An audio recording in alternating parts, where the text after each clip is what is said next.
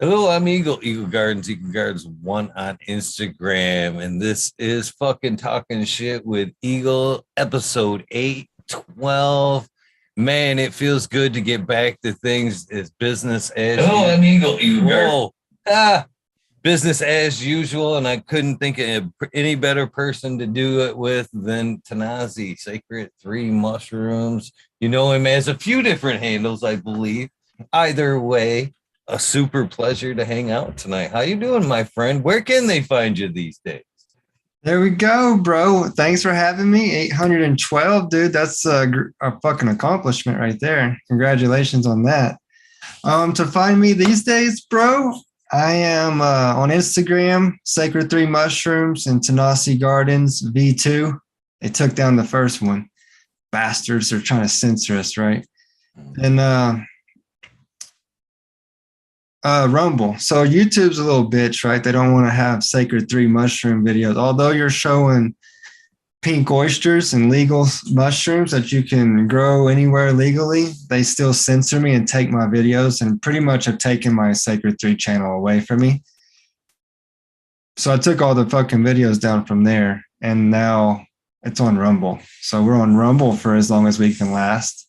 Then I've been doing a weekly grow show over on Psychonauts TV, where kind of doing what we're going to do here tonight, bro. We're going to sit here and talk psychedelics, talk about growing, whatever the boat goes, and just all what it's about to be a psychonaut, man. How to grow, how to eat them, and what happens when you eat them. You know, questioning life and religion and all that shit. Oh yeah, I got a ton of respect for you for spreading that word too. It's a very healing substance, and yeah, more people need to know about the power of the mushrooms.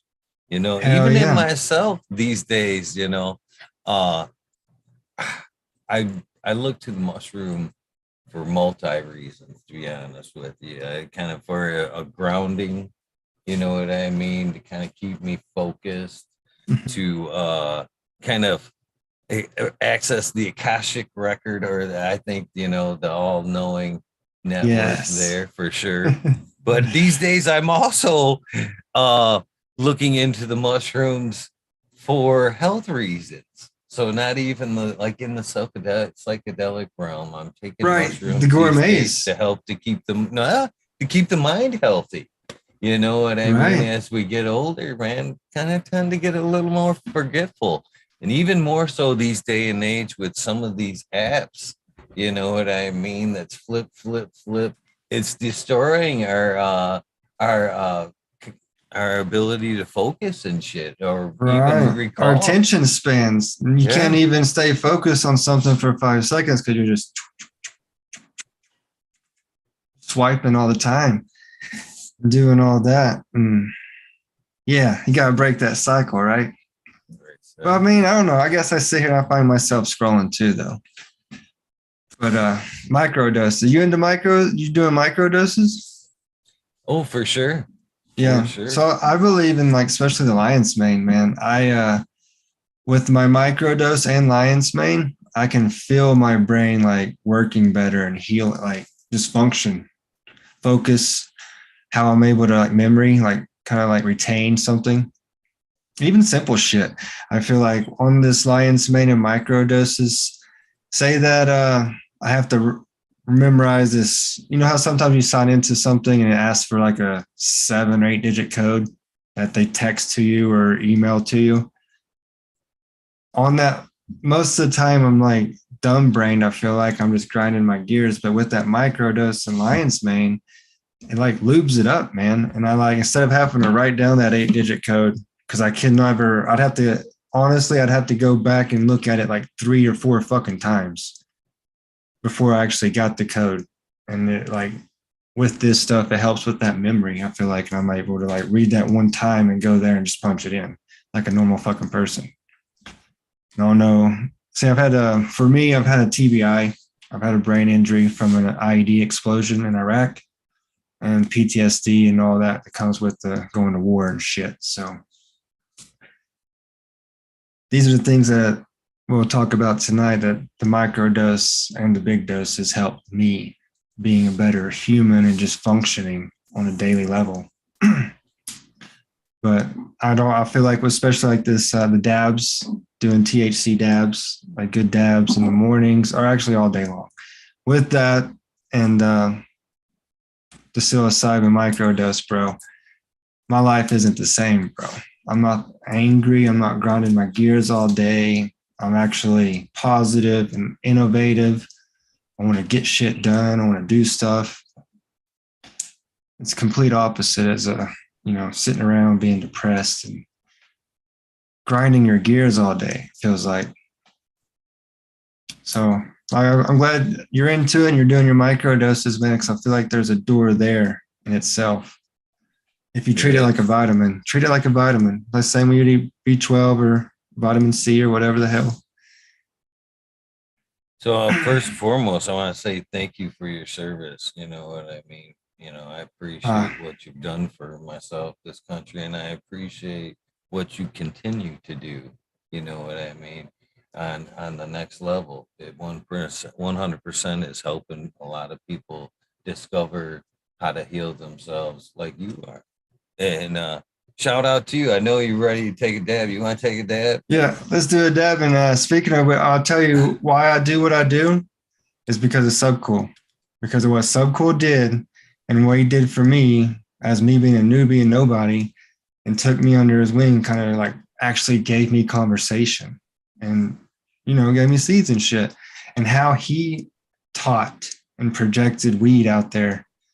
That's what I'm doing for the mushrooms, man. I want to give that to other people and help you grow, because this should be free for everybody, bro. Minus what it takes a little bit of grow, which is practically free. Dabs up for sure. I was talking about you earlier today, and some of the past episodes, and how I had gotten to know you a little bit, and where the dab, the dab song, and how we dab today on the show came from, and that all stems from, of course, you and the dab time, the dab bill on embracing organics. I very much borrowed that from this gentleman right here. So cheers to you, my friend.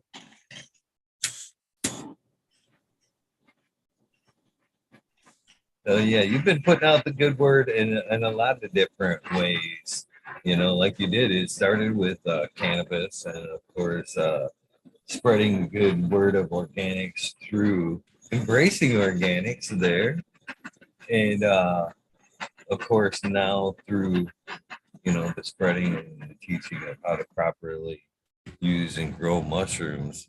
So embrace organics. We ran for a long time too. As you get your dab, Dirtman Dan, I started that one. He was the host on it for a long time, and then he kind of just bowed out. He was going through a divorce or whatnot, so he kind of stepped away from the show.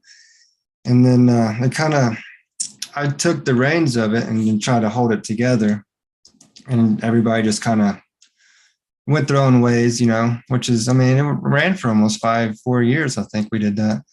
And I tried to hold it together with everybody, and it just wasn't working out for everybody. So we just kind of like, yeah, let's let it, because I didn't want the cachet of those videos to be lost. Because when Dirtman Dan was hosting that, like, we had some great guests like Kevin Jodry and all these other companies that are coming on. Like, there's a good fucking interviews that we have on there. And so instead of us just making those ones that weren't with that guest or anything, I didn't want the guest ones to get lost in this whole cachet of garbage videos that we were just like basically hanging out bullshitting, right?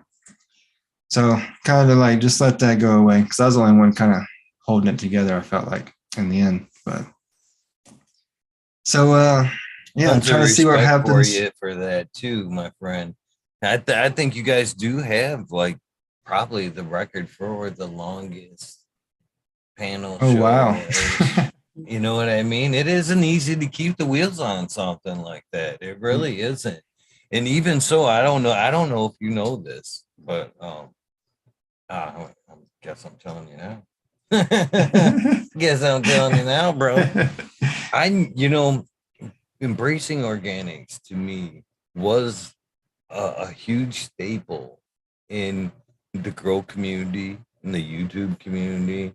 You know, people look forward to that steady, you know, being there every week. That's If what it is anything else, being there every week. Yep. if anything else, it's a place for us weed nerds to hang out that we can count on. And when or brand organic embracing organics aired their last episode, I felt the void.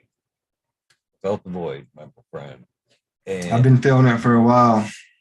to help fill that void for the weed nerd worlds, I decided I'm stepping up. But you know, weed nerd worlds they've gotten used to that 9 o'clock Thursdays for so Right. long. I filled your gap there to help keep Awesome. the going. That was So a good time zone. Thursday 9 o'clock is the weed nerd world. So and it's always your link's always good. The link that you know what I mean, that's always good. Anytime there's weed nerd world. So Thursday nights, if you ain't got nothing to do, man, you're more Hell than yeah. welcome to pop in and say hello and fucking hang out for a minute, man. I might have to do that, bro. Do some dabs or some shit. Because that's a good time slot. Time. Yeah, it's your time I slot took it that from, we're filling, brother. If we you took want it it back, from- let me know. But for No, now, you I'm gonna take keep it it, warm bro. for you, dude. You take it, dude. Because Tricky D had it before me. We took it from Tricky because me and Tricky did the 420 resistance, right? Mhm. Then I remember the round table. The round table went for a long time too. I don't know how long they went though. I don't know. They might still be going. That was you guys were innovators when it comes to spreading the organic word. You know what I mean? You guys put in a lot of seriously good work, and I'm so glad that you appreciate the time and you're wanting those videos to stay up because a lot of that information was pure gold.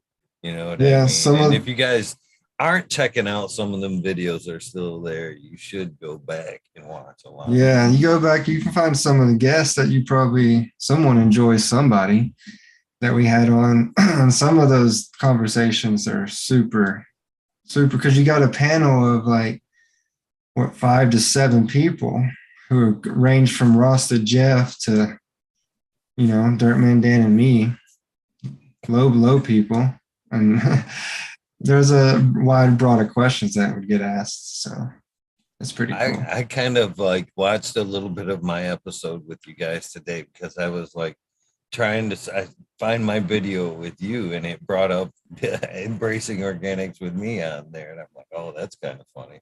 So I did. That's pretty old, then. That has to be old videos, yeah. But yeah, I had to.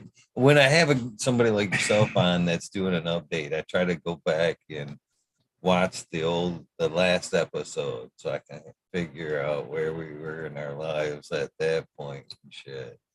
I don't know if I want to. Some of them are embarrassed of, bro. Oh man, that was a good night. Yeah. That was a good episode. Oh, that was me, you, I believe it, your girlfriend, and Keith from Black Sales, and I can't believe I'm forgetting his name already. Were we on the couch then? Yep. Yeah. There's another dude with you, Fast Tracker or something like that. I can't. I'm forgetting. Maybe David. He had the hat flipped up. Did play the didgeridoo. That should be a giveaway right there. The didgeridoo. Yep, he plays that's the guy. So that's Travis. He's a buddy from home. I know exactly what you're talking about now. Yes, the didgeridoo. I do love that. Awesome. Didgeridoo is nice, bro. So I guess let's pick up from there. What took you from, the cannabis into the mycology, like, playing with the mushrooms? How'd you get from cannabis to there? So the story is how this happens is I've been doing the weed thing for some years now, and I've been growing mushrooms for a while in the back room, doing it, not really promoting that or taking pictures though.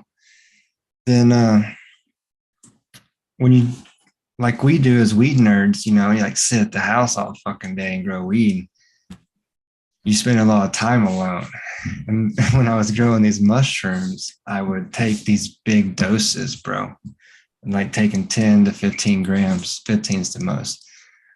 And I would mix it with DMT and just to do this psychonaut exploration, bro, and like really deep dive into the mushroom world and DMT as well. But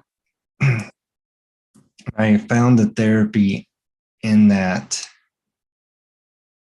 what it was doing for me, like my mental status about happiness and like why I'm angry, answering these questions, why I do this, why you do that, trying to just fucking, I don't know how it's really hard to describe. But the therapy from the big doses, I wanted to share that with people and I want everybody to experience this. Because I feel like if everybody's feeling this way on the micro doses and the big doses, for sure, man, like there's something to be learned there as well. You're repairing yourselves in some sense. I don't know how to explain it. The mushroom just shows you. And so I'm sitting there watching at this mushroom company's like how they're doing their thing on their website, me and Keith from Black Cell. And then just sitting there at the couch, just going over this dude's website. And I'm like, why don't I do this? Because he had like this humongous thing. And I was like, I don't need to be that big. It could be a small little like shoebox. And I just hatched the idea from there. And I was like, I can teach someone to grow more than they need to experience what I have, as well as either a year of microdoses. You still there? I see that you're froze. I don't know if I'm froze or you're froze. Oh, there you go.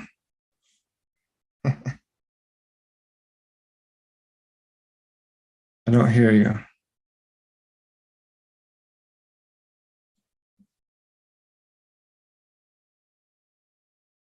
Can chat still hear me? Because I don't hear you no more. Oh fuck! There we go. I can hear There you go. Now I hear you. I didn't even see a mute button on you.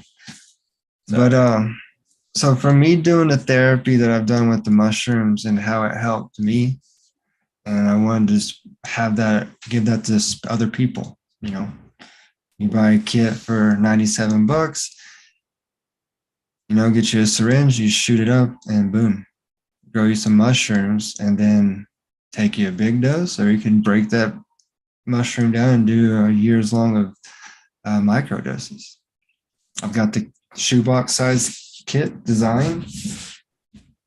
I'm sure we showed it last time, but it's just a little tiny shoebox like this, eh? And that in itself, we're growing over an ounce on 3 flushes, almost on every strain that we have right now. So you do and you grow that, and it takes 2-ish months, 2.5 months, you'll have fruits, right? You're able to run this thing every like 4 months, and do it 3 times a year. You're going to have over 3 ounces, because you're able to pull an ounce off every time you do it. Your 3 ounces a year, that's more than you need to do one, or like a 0.1 or 0.2 every day, and give yourself a little extra to do like a couple of big doses on the weekends. How do you In a know little shoebox. which strain is right for you? So, what I'm going to say on that is, what's right for you is, we need to think of these. See, my thought process is changing, because I just did a 5-gram breakthrough dose on Sunday morning. And what I've been thinking the last 4 years, I'm rethinking everything on like the big doses. I'm trying to map out the difference between the 5-gram and the 15-gram. Or is it all to get you to this point of this breakthrough? And that's why I'm saying this, because the potency level. It might be the difference in these mushrooms that we're seeing, as when you have your normal brown cap, white stem mushroom that is common to everybody, that when someone looks at it, like, oh, it's a psychedelic mushroom, of course. Those, I think, do you need the 10-gram dose of those to get to reach that realm of breakthrough to experience this? Or is it that there's something beyond that?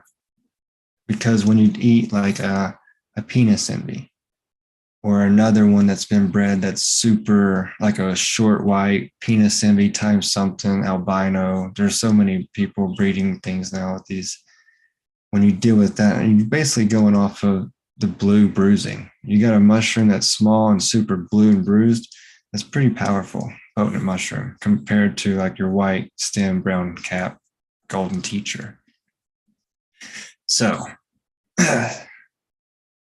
to map this out, what I'm trying to do is eat different ranges of the same mushroom and then go to the next one. And I'm going to go up to the 20 and I'll go 5, 10, 15, 20 if I just don't jump straight up to fucking 10, 20, depending. Because I'm wanting to see, I want to map, because I got my wife helping me, dude. I'm gonna have her, she's writing down notes the whole entire trip, and as I'm talking and saying things or whatever. And I'm going to map it out for everybody and say, yeah, okay, at this range, you experience this on the 5-gram breakthrough. And you're going to have to, it's all in like, I don't think it's going to work every time for people. It's almost a recipe, right? Where, I've ate 5 grams before of other mushrooms and never felt this before. What I ate these 5 grams. I ate it in the morning on an empty stomach, and I got it down within 4 minutes, all 5 grams with some water. That's it. And I broke through on these penis envies. The lowest I've ever gone. Before that, I was 7 grams on an albino penis envy. Was the lowest I've ever gone. So when you have like golden teachers or something else that has like a normal looking mushroom look to it, those ranges of that breakthrough, or you don't know, especially the cow field ones. You like picking them out in Jacksonville or something in the cow field. They seem to be less potent, especially the ones I've tried, and the ones I've tried the most of in Texas. My buddy's ranch in Texas has little brown cap, white stem mushrooms everywhere, and they were not anywhere. The potency on those were so weak compared to something you would grow inside in a tote. Mm-hmm. That strikes me as odd for some reason. I would honestly think it the other Right. way. I'm thinking it's the kind of like how growing weed, right? So your inputs, good inputs, high quality outputs, right? You get good weed, so you're giving it that 6,500 Kelvin spectrum lighting, and then all the rich nutrients with the gypsum, cocoa coir, vermiculite, and this blend of manure. It probably has more than just what that cow pie would have in it. So I could see where the potency can come out a little different. It does make a little sense, but also it might be dependent too, bro. Because I've seen some people sent me some pictures out in like Jacksonville and Gainesville, Florida, where they showed me pictures that looked like a mushroom that was growing out of a tote. It wasn't like a very thin, fragile mushroom. But so there's therapy. There's therapy at those ranges, right? If you're willing to do it. But it's protocol. I feel like you can't just be up running around the house with the lights on, talking to everybody, like trying to hold a conversation. There's no work. You don't get no work when you do that. I appreciate the seriousness that you're taking with it. It's weirdly confirming what I had seen in you Google the other day. I brought up What's that? Google to search something, and in my little stack of headlines there, was a thing that said the psychonauts are mapping the psychedelic realm right now, and it Right. sounds like what exactly what you're doing is mapping your road there a little bit. Trying to do that, and I want a recipe for people to follow if you want to come, and I can show it like you see it too, because it's amazing, dude. It's I don't know. I feel like I'm more at peace. I feel cleansed from what I just went through on Sunday, and I haven't done it in a long time. And I've been missing, and I needed it, and I want to keep it going. And I believe that we're dimensional beings, and I believe that the psychedelics allow us to be in the multi-realm beings that we should be. right. Or I'm thinking it's there's work to be done on your body, and then there's after world things I think to be searched, and that's all on dosage, perhaps. And that's what we have to find out. So, But do you think that each strain has an individual lesson, or are they like kind of like that's what I'm taking away from this? Is like each one has a different chapter for you to unlock, but you have to like go through the phases of each to kind of unlock the next. So it's kind I'm of seeing interesting. that they're similar, but yet they have their own like fabric making, I believe. You see the similarity in the what's being learned and what you're feeling. But I think the fabric of what it looked like was, I've seen it more mechanical, like more robotic and stuff. Very like geary, the world. And then this one was very like aurora. I had a lot of auroras and feathering of things. Kind of like what a baby would look like, I guess, looking through blurry eyes. It does. I really, really appreciate, you reconsidering it all, if you will. You know what I mean? So many people, as they go on and endeavors in their life, tend not to they think what they've done is it, you know what I mean, set in stone. But for me, it's like you're rereading the book, and I always think that rereading books is super critical because you're at different phases in your life and you may not understand the multifacets of the book. So once you read it, Right. you might learn something, and then on the second reading you're in a different place. You can kind of put it together a little bit because you've understood little pieces of it through the first read. So Yeah, that's it kind means of where more. I believe you're at now with your psychedelics. You've made your first pass, your first read, and now that you've understood everything a little bit, you want to reread a little bit to see if you can unlock some more shit. And so that's the way I'm envisioning what you're telling me, and I think that's Right. pretty awesome. Because it's been, I used to do it when I first was just growing and like started the company. But since I started the company, it's been a good solid probably 3 or so years since I've really done a good trip. And it's just because I've been so busy with the company. So we got to make time for it, whatever that is, whatever that looks like. But I finally made my time. And it's good, man. It's good. So how long has the journey been? I mean, so how long did it take to get through the book the first time, I guess? So when you do a big dose, No, I mean, or basically, how long did it take you to get to where you are now and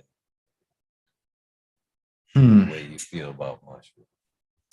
I think it's changing. I feel like my entire process on everything just changed this last weekend. And I'm kind of reassessing my entire life because you get in, that's what I'm saying. So it'd been a couple of years since I've done it. And I got into this rut of where I was fucking just in a rut, tunnel vision, work, always mad, angry, fuck everybody, fucking, why am I out here? I'm cynical about everything. Everything's fucking shit. Fuck this, fuck that. I was just angry. I'd been sitting up there, these fuckers have been sitting there for like 4 months in my drawer just waiting for me. And today's the day. I woke up, said, this is it. I'm eating them. Fucking boom. Ate them. And it kind of like kind of answered that question why I'm so angry, man. And it's still my thought process. Or it showed me the way that I'm looking at my life in this way of I must do this, I must do that. This must be done now. And then when there's no breaks. When I'm not behind, I'm never so far behind where I'm not keeping up. I'm more than ahead. So I don't need to stress out about what I do stress. And so it just kind of opened up the light to me and showed me that I was looking at things the wrong way. Kind of like told me to calm down. So yeah, it was very on a 5 grammer. It was very introspective. Like it's all answering your own questions about why you're doing this and little things, maybe why you smoke cigarettes, little stupid shit, why you want to do this, there's little things you want to ask. Because you're not on the 5 gram, you're not going to be talking to entities. You're not going to be, not me anyways. I was far from, I feel like I was far from outer, like experiencing that type of outer world dimension. It was all very internal. And I don't know if that was just that it was a cleansing that I need to go through. Because I feel like I got a lot of stuff out on that one. And maybe it was just something you need to cleanse. So maybe I'd have to do that a few more times before I start actually seeing out there. But I'm thinking maybe it could also be that's where the dosage comes in. Because the Kalindi guy, I don't know, we probably talked about him last time. That this black guy from Detroit, Kalindi Lee, he used to do lectures. He's passed away since, but he used to do a lot of lectures at psychedelic shows, and they're all on YouTube. You can watch them. And he talks about doing heroic, like 40 gram plus doses. And he talks about that interdimensional, out of this world entity experience. So that's just something I don't know, we gotta figure out, bro. I've never taken 40 grams to see. I might need some extracts. We need to work on the extracts before I probably eat 40 grams. 40 grams is a big pile of mushrooms, bro. It is. That's the route I took this evening was the extract route. 100% there. On some pressed pills? Oh, tinctures. Yeah, this is a tincture, a double extracted tincture. There, basically. Is it just alcohol? How would they do it? I'm not sure how double distilled is. If I remember right. Does it taste like alcohol? It sure does. Taste like okay? So it's like a RSO type wash situation, maybe. How would you remember how they do like make gummies? You have to do like a alcohol or some type of wash with the weed. Get that, then you can use that to make gummies or some shit. I forget. Myself, some people's made some gummies. They're trying to tell me about it, bro. Because I didn't. I wonder if I can make gummies with that. Yeah, that's what I'm saying. You might be able to. That's what I'm saying. He said something. You at least make some brownies. There you go. So I guess how do you feel about I know you mentioned like they're already taking off breeding. There's already with that. And and I think this, my opinion, applies to both here, but I'd like to hear yours. Is that it, well, yeah, with both. If the breeding with cannabis and even mushrooms, we don't necessarily know. We haven't mapped out, if you will, what we got. You know what I mean? And by like the breeding taking off so quickly already, are we being irresponsible? You know what I mean? Not necessarily knowing what we got, and then, you know what I mean, moving forward and taking notes from there. Are we going to get lost in the sea of breeding right from get? I feel like there'll be lost in there. There's a couple of people that are big in the community that probably like are looking down and like watching some shit, and they know all the lineage of most of the stuff because they're just like old heads that have been in the community for 40 or 50 years, right? Where someone in the community's taught them that, because now you got so many people who can now do this in their bedroom. You don't have to actually have lab access. And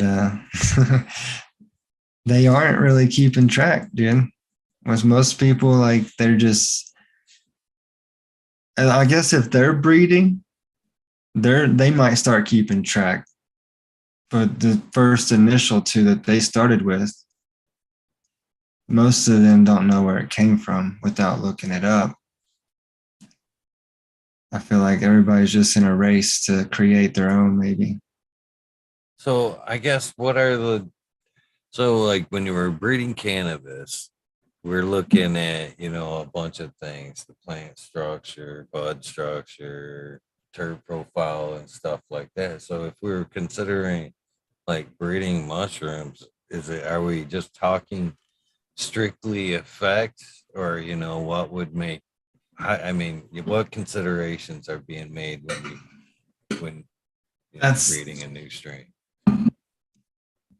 besides, see, that's something that, so we have fruity spores. So I have Sacred 3 mushrooms is the genetic or supplies where you can buy kits, manure, grains, stuff like that, all your supplies to grow. And then fruity spores is our genetic side. And we have a lab assigned or clinical laboratory scientist working the genetic side of that.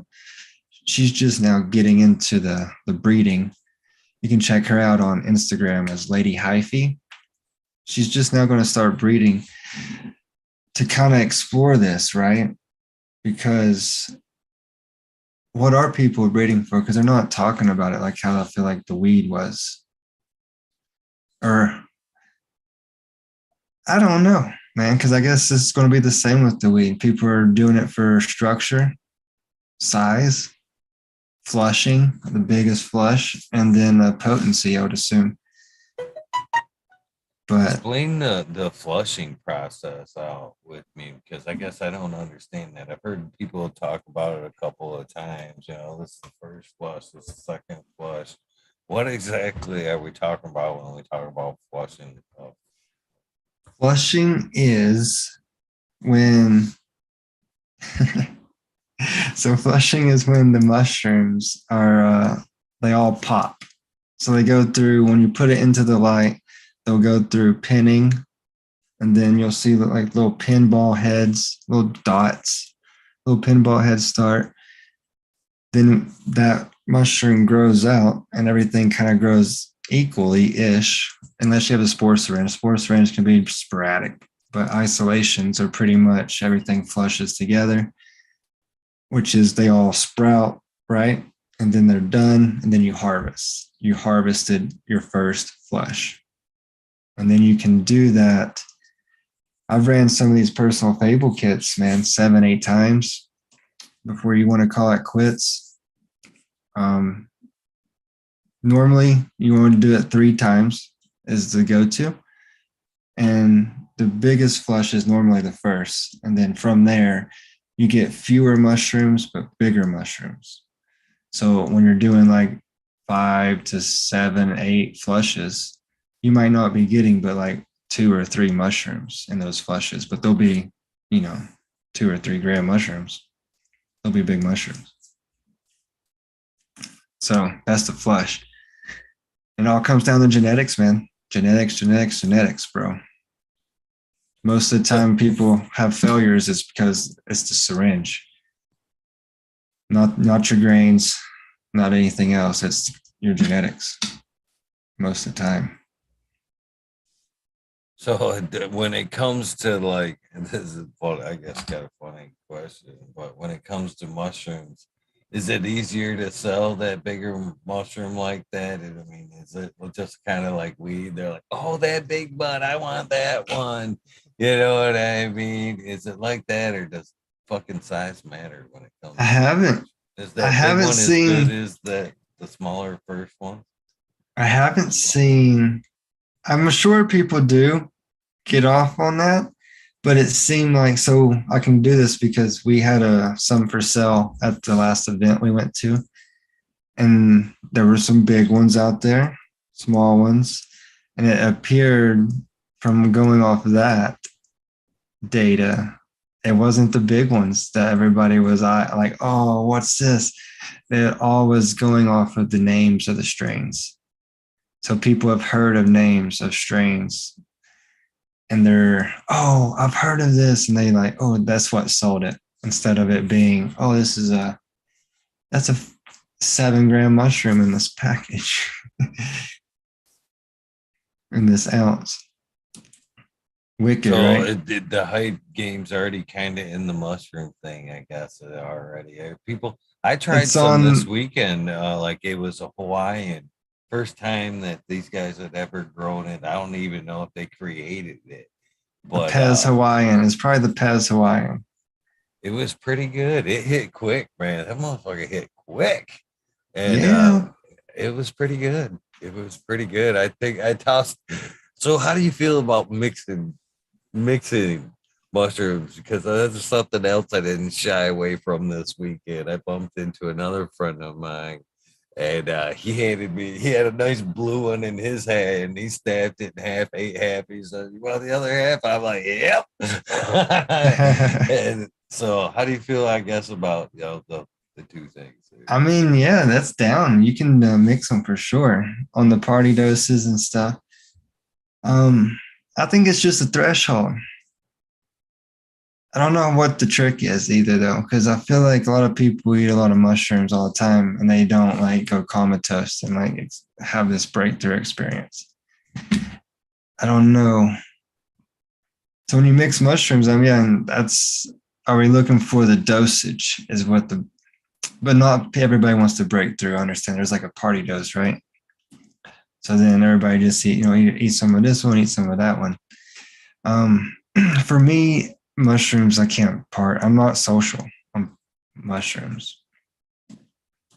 So when I eat mushrooms, I'm very like closed. I'm like, I'm not out like, hey, what's up? What we doing? Especially like if I eat a gram or anything, I'm just like, I'm gonna sit down here on this couch right here. Nothing So, wrong with but that. I feel like my friends though, they eat a lot of mushrooms and they're out doing it, like hanging out, chilling, you know, way different than I would be. I feel like. Well, I think that's different strokes for different folks, right? I can eat a shit ton of edibles and they can't. So, So, is there again kind of like I know we talked about this last time. Is the mushroom kind of like dictates the ride you're gonna take, right? But is there a way around that? I mean, there are certain ones like, do you want to take hero doses of certain ones? Like, I mean, like the Anamina. There, would you want to take hero uh, dose of that? I mean, or would that be the just one way time I too was much gonna do fun? it, the one time I was gonna do the Alminita, everybody chickened out, and I don't know if I might try it again one day, but I think I'm a psilocybin guy. I think that's where the medicine truly is for me. But I haven't ever done a musimol, the psychoactive compound in the Amanita. Now, what's the difference between the two? Well, It's why did just they a hit you different? It's just it's a just a different. different alkaloid. So I don't know where that one sets on the scale, but I don't have my charts. But DMT and psilocybin, there is nothing in between them. When you like break them down on the charts, or damn dude, I'm fucking butchering up some vocabulary on this. I almost feel like I'm tripping, bro. So when you break it down on the compound chart, when you're breaking down all these like salt alkaloids and all these things that these chemists do, right? There is nothing in between DMT and psilocybin. So I don't know where mucimol falls in on that one at all. Well, I'm scared of the mucimol because of the toxicity of it, that you can be poisonous, and most of the time it doesn't work. But who knows what that is? It's probably because you didn't do it on an empty stomach. But I don't know, man. I want to do the psilocybin. That's where I'm at. Even like the Panelius science, I don't really care much to do those as well. Would you like to take another dab? Want to take another dab? Yeah, we can dab out. I'm just trying to get because I'm not projecting myself very well of how I feel about it, but oh man, the psilocybin compared to mucimol, I don't know. I'm scared of the mucimol. It's more toxic. It's gonna be more deadly, especially if you don't grab the right ones. Again, is that at like more of a graduation process? You know, as far as they go. Yeah. If I was to do it again, I would do it with someone who's very experienced and has done a handful of trips at least, as opposed to I just went and picked them and thought we were gonna whip them up, right? Another good question there is are you sure? is Are you sure? That's what everybody was guessing at the end. It's like, yeah, we're sure. But when it came down to actually, because we'd done brewed it up and everything, and when it came down to drink it, that's when everybody was like, I don't know, let's not do it. And it's like, I know psilocybin is safe. We have that. And so we immediately switched it all to psilocybin. Who knows? Who knows? That's a definite. What do they say? That's either heaven or hell trip there on that one. It can be from the different type of mushrooms for sure. So if I was to do it, I would feel more comfortable with someone who's actually experienced in that one, as opposed, yeah, I don't know. Dabs up, eh? Yes, sir. I like the name of your website there, by the way. Slow down.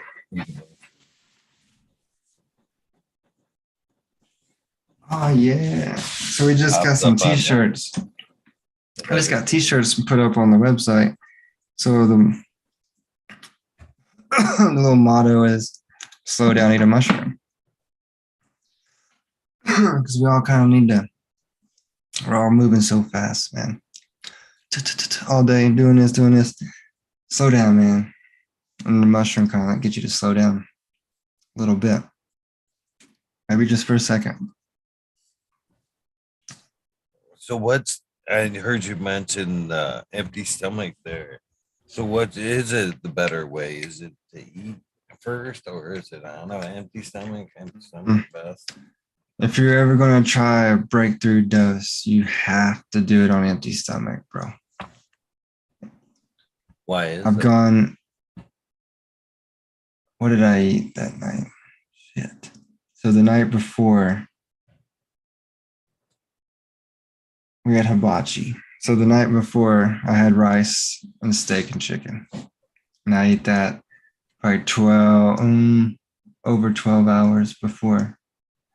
So about 15 or 16 hours is what I went before I ate the mushrooms. So doing that on an empty stomach changes the game, I feel like. That's where maybe you're able to hit those realms. Because every time I've ate 7 grams before, put them on an oatmeal pie, put them on a fucking hoagie, whatever. And never, ever has it ever done that. Ever. Right? So what's the combination? What's the most you ever ate at one, like in one sitting, not like spread out through the night? Oh, it isn't. Well, 6'5", 6'5" without a doubt, and that's I guess leading into kind of another question there. Which is there a better? Is it better to have them like wet or dry? Because that's how I got my hero dose, was an idiot fucking moment, because I was being passed the wet truffles and I was consuming wet, and then I got a dry ounce and fucking threw them on the scale and didn't think nothing about how wet, dry, you know what I mean? I didn't even consider it. Like, it was just weed. Well, they're 6'5". Who gives a shit? Because that was the wet weight, 6'5". And fucking, so I throw them on there and fucking, man, woo, that was a definitely life changer there. So, which is better? Which is a more comfortable ride? Is it the more wet or a dry? Do you prefer? Is there a difference? I'm not seeing a difference on. I'm thinking it's setting dosage for people when you have that uncomfortable ride or the good ride. You've hit a threshold, and the amount of food in your body maybe has something to play with it. This is all just my opinion too, bro. I have no fucking idea. Like, this is just things I can think of that might be caused, like, why, But dry is always the best to go. I like dry the best. And yeah, there's something about the empty stomach, man. So is there a For best sure. way for to like ingest? Because I was always under the impression, for some reason, like heating them up kind of If dimmed it them makes it go down down or ruined easier, them. Is there effect if you like heat them up, throw them on a pizza? Or like, is there a there better might way? be. There might be because you're decarboxylating at that point. So I talk about this when we're drying out mushrooms because you can use a dehydrator to dry them out. You can dry them out in your oven. But what you're doing is you are decarboxylating those salt alkaloids and turning them. And so you have psilocybin and you have psilocin in those. Psilocin acts like THC. I'm going to butcher this up. Maybe someone can correct me. I always fuck this one up. I'm going to try to get it right. So your body, when you have THCA converted to THC by your liver, right? Or is it vice versa? Then psilocybin is transformed into psilocin, and that's what's making you trip, from what I've been told. So you have psilocybin, psilocin in different amounts. They have some beta. It's like that too. It's going to become probably something like the CBD did, where you have all these different cannabinoids off the cannabis plant breakdowns, right? That's going to be the same thing probably with the mushroom. Right now, they've got psilocybin, psilocin is the most psychoactive, and there's like 2 other ones they're calling beta something. And there are psychoactive compounds within the mushroom. And all this is when you're doing testing is potencies of those ratios of psilocin, psilocybin. So when you start taking 5 grams of this one, well, the penis from all the myco cultivators, I want to butcher the name. There's a cultivator cup that the people are doing testing. I can't retain their name right now. Mycotech. Mycotech, I think on Instagram. They're doing cultivator like cups where you can send in your mushroom, you can send in your cactus, you can send in your psilocybin extract, you can send in whatever mescaline extract from your cactus, and they will test the potencies. And they actually hold like monthly cups, I believe. You can like enter cups and see who has the strongest mushroom. From their testing and everything, it looks like that penis envy is like 1% more than what a golden teacher would be of salt alkaloid active compounds, which is pretty insane comparison. So that's why I sit here and you talk about kind of, it's going to be like, I try to explain to people like sativa indica, with the mushrooms. Like, okay, this one's going to be more heady. This one's more body, which is like heady, uppity, active. This one's more body, couch lock. I want to fucking lay down. Now and I always talk about that's being the more penis envy varieties. And judging off of what their potency charts are saying, those are just almost fucking 4 times, basically, the potency of a golden teacher. So when you hit that penis envy mushroom, you're hitting this threshold of these salt alkaloids. That's why you get that body feeling, because you've hit a threshold of alkaloids that your body needs to get to that breakthrough, I think, in a sense. And that's the mushroom telling your body to lay down. Get your couch locked, get stuck. That's just my opinion. I don't know. There's probably some scientific data, out there. Let's see. But that's kind of how I describe to people, because, you get a normal looking mushroom. That's, white stalk, stem, brown cap. That's the ones that are more common, right? Everybody can eat those and go to concerts and have fun. Everybody has a good time. And that's when you just asked me about maybe what causes like a bad time, right? And I think that's just you ate that penis envy while you were out in town at the concert when you was needing to lay down on the couch.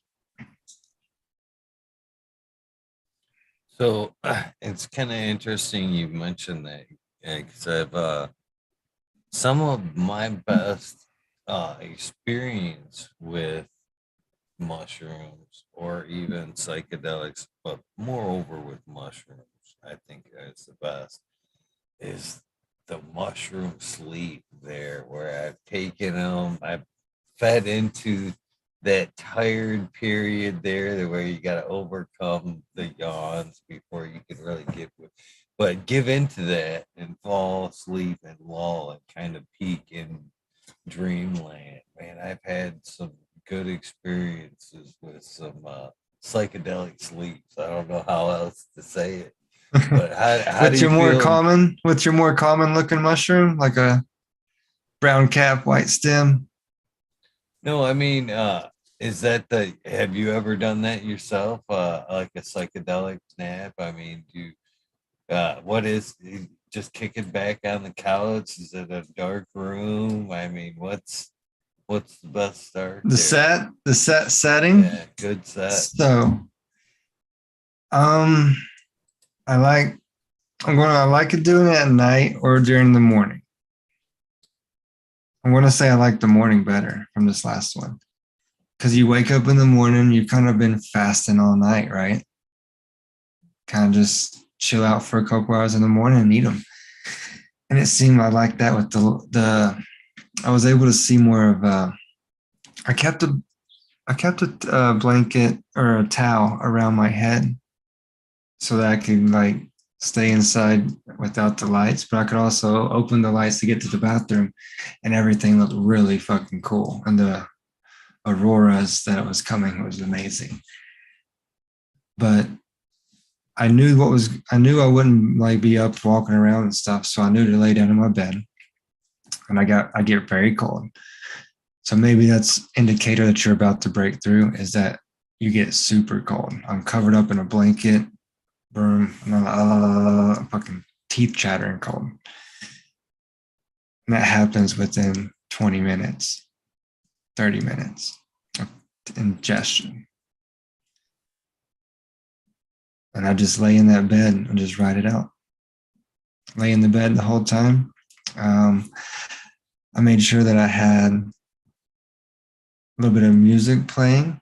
So I had my wife help facilitate, right? Because you don't, once it's going down, you can't be trying to fuck with an iPad and hook up music. And I didn't really set the house up completely the way I wanted it. I wasn't sure that I was going to break through. The lowest I ever took was 7 and broke through. So this now was the 5 was the lowest. So I didn't know if I was actually going to break through. But once I was laying there and getting super cold and stuff, I was like, okay, something really is going about to happen. So I asked her to bring me the music and bring me a bucket in case I puke. And then we had a little bit of water there for me to sip on. And then I laid in that bed the whole time. Got up to piss when I needed to and just kept a little, like basically a shirt wrapped around my eyes. And I had her taking notes for me. I was able to speak some things and tell her what I was thinking and feeling and had her write them down. If you don't have someone there, I would suggest like recording yourself because you're able to I think at a certain dosage, you will lose communication skills. You may think you're talking, but you're not going to be making sense with your words. At the 5 gram range, I was able to still communicate. How influential have those notes been to the breakthroughs of your experience there? Looking back at, you know what I mean, what things you said, things you did. How did that when you're going through that? How does that reflect on your experience? Does it help you like further unlock things in the I experience? think so because if you don't have them wrote down or recorded, you're going to remember just glimmers. And then how she was able to write that down after I was speaking into a mic, going back and looking at that, you're able to reassess the situation and kind of, okay, this is why I was thinking that. This is what was happening, what I was feeling, you know. So it does help in that therapeutic sense for sure. And I think it'll be good knowledge for everybody to just know, like I want to design. I have a couple of things I'm working on. You can go to the websites now, and if you have brought products from us, we have reviews, and you can fill out reviews and stuff. And I want to take the review and amplify it with some trip reports. So kind of like how Subcool had a smoke report and stuff, the little stuff we'd send back. I would design something like that with people could fill out, oh, I took 1 gram, took it this way. Oh, it felt this, it felt that. Because I want to build a database where when people ask me, oh, what does this feel like? What does this feel like? Well, let's open this folder of Orissa, India, and let's look at 10 of these 100 people and read their reports and see what they say, what they felt on whatever dosage that they wrote about.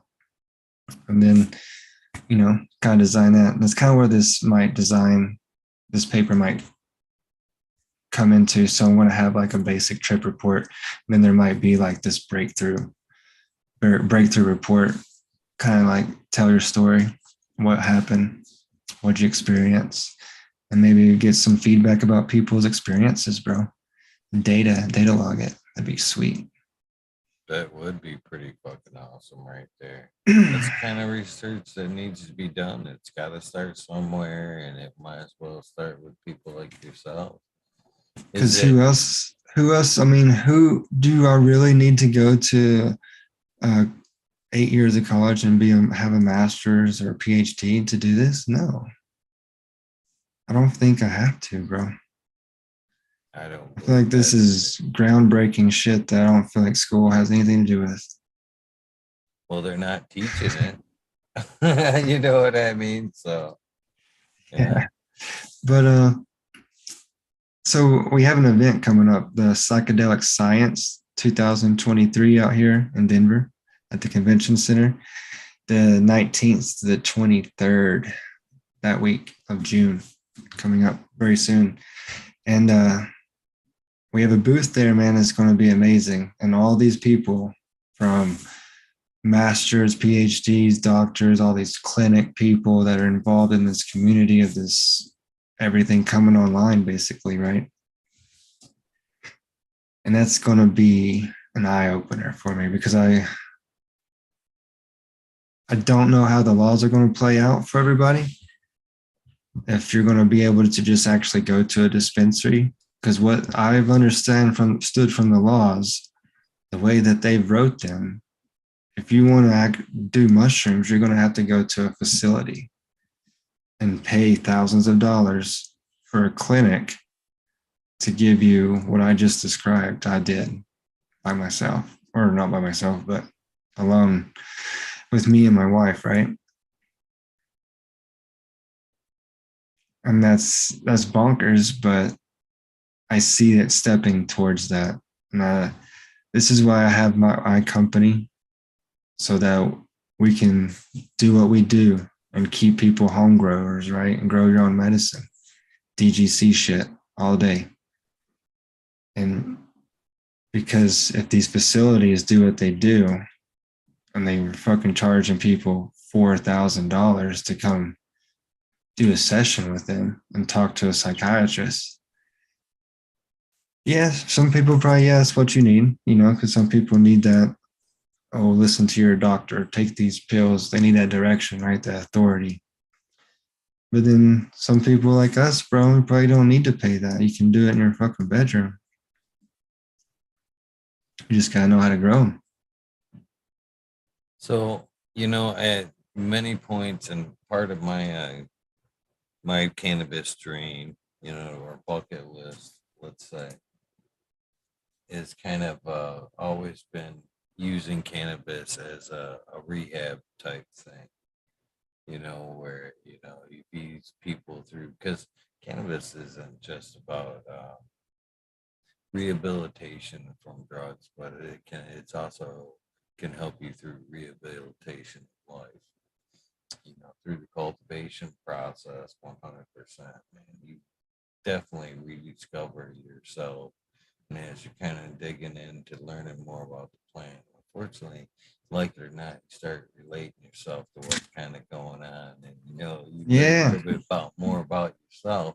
So, have you ever thought about kind of doing something similar like that, where you've opened up a clinic and you're helping people through their journey, helping them through that phase instead of a high dollar camp, something a little bit more low budget and sustainable, to where, you've taught them well enough, and, you've helped them get through their journey, taught them how to cultivate, and now it's kind of time to, let them go to teach somebody else to fish.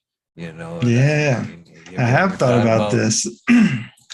That's what, like, I don't know about these laws that they got going. And I'm excited for this event because there's going to be a lot of people there that can answer these questions I have about will there be dispensaries or not. Because, the guy who runs MAPS, the Rick Doblin guy, he comes on Joe Rogan, does podcasts. He said something very interesting. I've always thought this, and he just affirmed it. It's been a while since he said it, but with how the laws are, without having big money, big finance advisors or something, you're never going to run a clinic.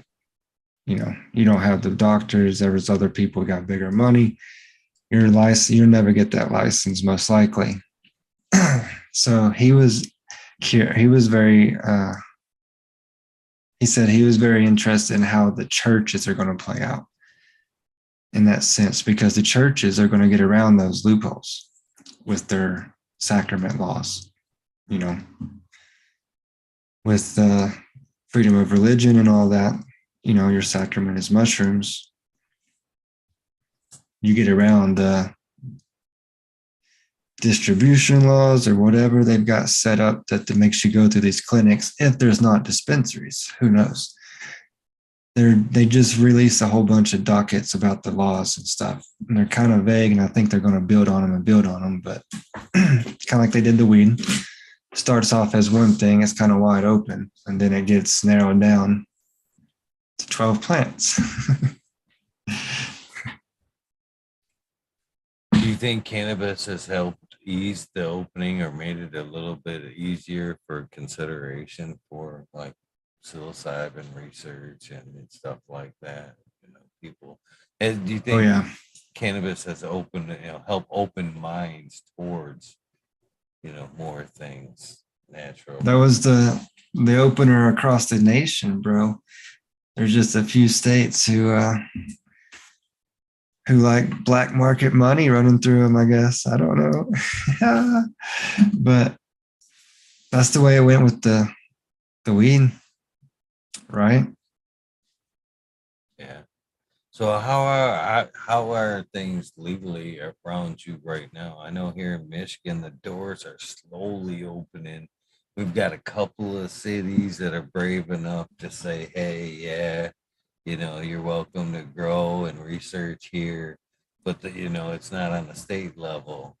I'm sure if you find some farmers markets downtown or somewhere, you got people selling pounds of mushrooms out there on a 6 foot table. Oh yeah, It's oh the yeah. same out here. So it's the same out here. So if you want to come visit Denver and you come downtown, there's some farmers markets you could find around town, I won't say the street. And they got, it's a pop-up market almost every weekend. You got people selling whatever you want, syringes, plates, you want a pound of mushrooms. So let me ask you this, and I've heard a little bit about this from some people that I've very much respected, and this applies to cannabis as well. I'm glad you brought up the farmers market. Yeah, I'm seeing this more at events, and so I had never even. So I'm the red flag was kind of raised for me a while ago when Astro Charlie kind of pointed it out. He had went through and taken pictures of some of these vendors that had the big pounds, the big sacks sitting out front in front of their space, and then you could see moisture in the Weed? bags. Yeah. And well, that's eventually going to cause mold issues. But I've seen that in some of because there is a lot of brave soldiers out there. Thank goodness for brave motherfuckers that are out there bending, you know what I mean, putting some mushrooms on the tables and shit, because there's a lot of them out there. But in the same aspects, I'm seeing some of the shit that is red flagged for me for cannabis being applied to mushrooms. So basically, a friend of mine pointed out, he was like, there's different types of good and bads. Blue's good, but I'm seeing some molds in on some of these mushrooms. So how do we shop correctly? How do we spot moldy mushrooms? What's good and bad? And is the Man, farmers market a problem? You know what I mean? I that love the idea of the farmers market, but how do we shop safe? right, because that's tough, right? I Yeah. do understand what you're saying. I guess I know these people down there. I guess I trust them, but I do understand there's probably people out there that's got some funky funks, right? And dude, it would be hard to tell, dude. Even sometimes with the black specks, you don't know if that's some black mold on it. And then with the some that blue super bruising or bruise super blue, like they might look a little moldy sometimes. Um, I want to say smell as always go to smell, but I can't guarantee on a dry mushroom you're going to smell the funk that can make you sick. So the nose knows.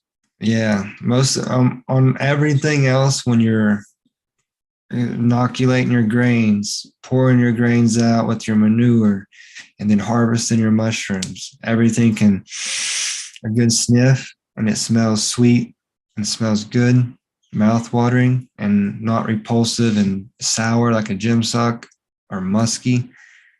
You're good.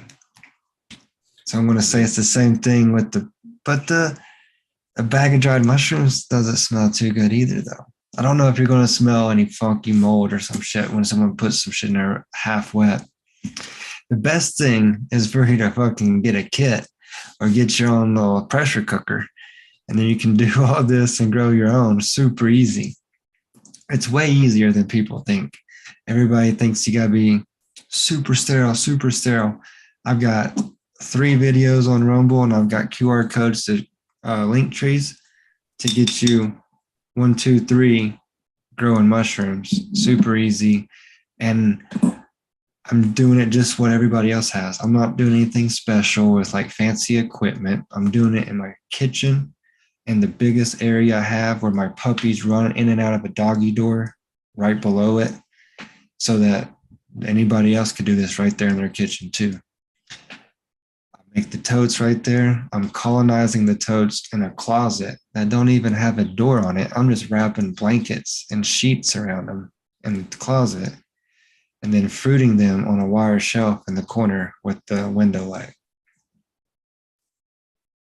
And the dogs sleep in there. And this is the spare room where the dogs sleep. And I'm showing everybody else how to grow, and this is working out wonderful. So it's easy as that if you have good genetics. It all comes down to genetics. You got something that grows slow and weak, you're going to have weak growth and weak mushrooms or weak flushes.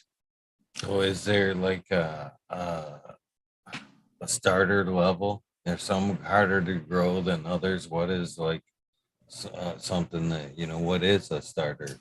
Where should they start? Anything, I would stay away from anything that's penis envy variety. It seems those are easier to have abort, weaker flushes. They don't seem to be the heaviest producers right now. Anything that's a normal looking mushroom, like Cambodians, Orissa Indias, anything that has a brown cap, white stem, those are going to be a lot easier to grow for beginners, almost hands off basically on these kits. The only time you touch these kits, man, is to inoculate the jar. And then after 30 days, what's 523? So this is less than a month, and it's already colonized the jar. Boom. Put that to tote, wham, bam, take off. You have mushrooms within 2 to 3 months. Or you have within the second month, you'll have mushrooms pop. I forget where I was going with that before I picked up the jar. So Chad has a couple questions here. One is basically, what is a chef dried product? And the other one is Hillbilly Herb wants to know, and this I think is a good question. What is the blue dream of mushrooms? Is it B positive? Golden teacher is the blue dream of mushrooms. Blue dream, golden teacher. Everybody wants golden teacher, golden teacher, golden teacher. And it's the most common, and it's just on the lower end of the spectrum. And it's there's equals to it. It's the same as the Orissa India, the Jedi mindfuck, the Cambodian. All those is that some mycologists, sometimes it's what the strain is named after, sometimes it's not. If what that person found in that region and just propagated it. And boom, that's kind of how we just kind of keep them going. We give them these names, and sometimes the mycologist gives them the name, sometimes they don't. It's going to come down to like kind of like how like these seed breeders became seed breeders. well, where'd this initial strain come from? So, oh, I went to Amsterdam and bought a pack of seeds, or I found this in a bag, a pile of seeds from a bag of seed that I smoked from Mexico or some shit. So that's how some of these people got started, I feel like, right? How many different Some of them. varieties have you done, and what's your favorite?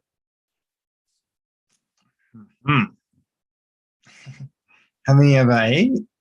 How I've many ate, different? How I've many ate, different have you tried? Yeah. And yeah, what's your dude. favorite? Hmm. Damn, son. I'm going to say, I can't say how many I've tried. 12, 15 different varieties. I really dive deep on those. And I would say that I'm going to go with the penis envies. This last one was the best, man. This last one was the best. And I think it was because it was unexpected on that low of a dose. So try more. So That's where the stair step comes in. Try more. See. Where does it get scary? that's a good question. Where does it get scary?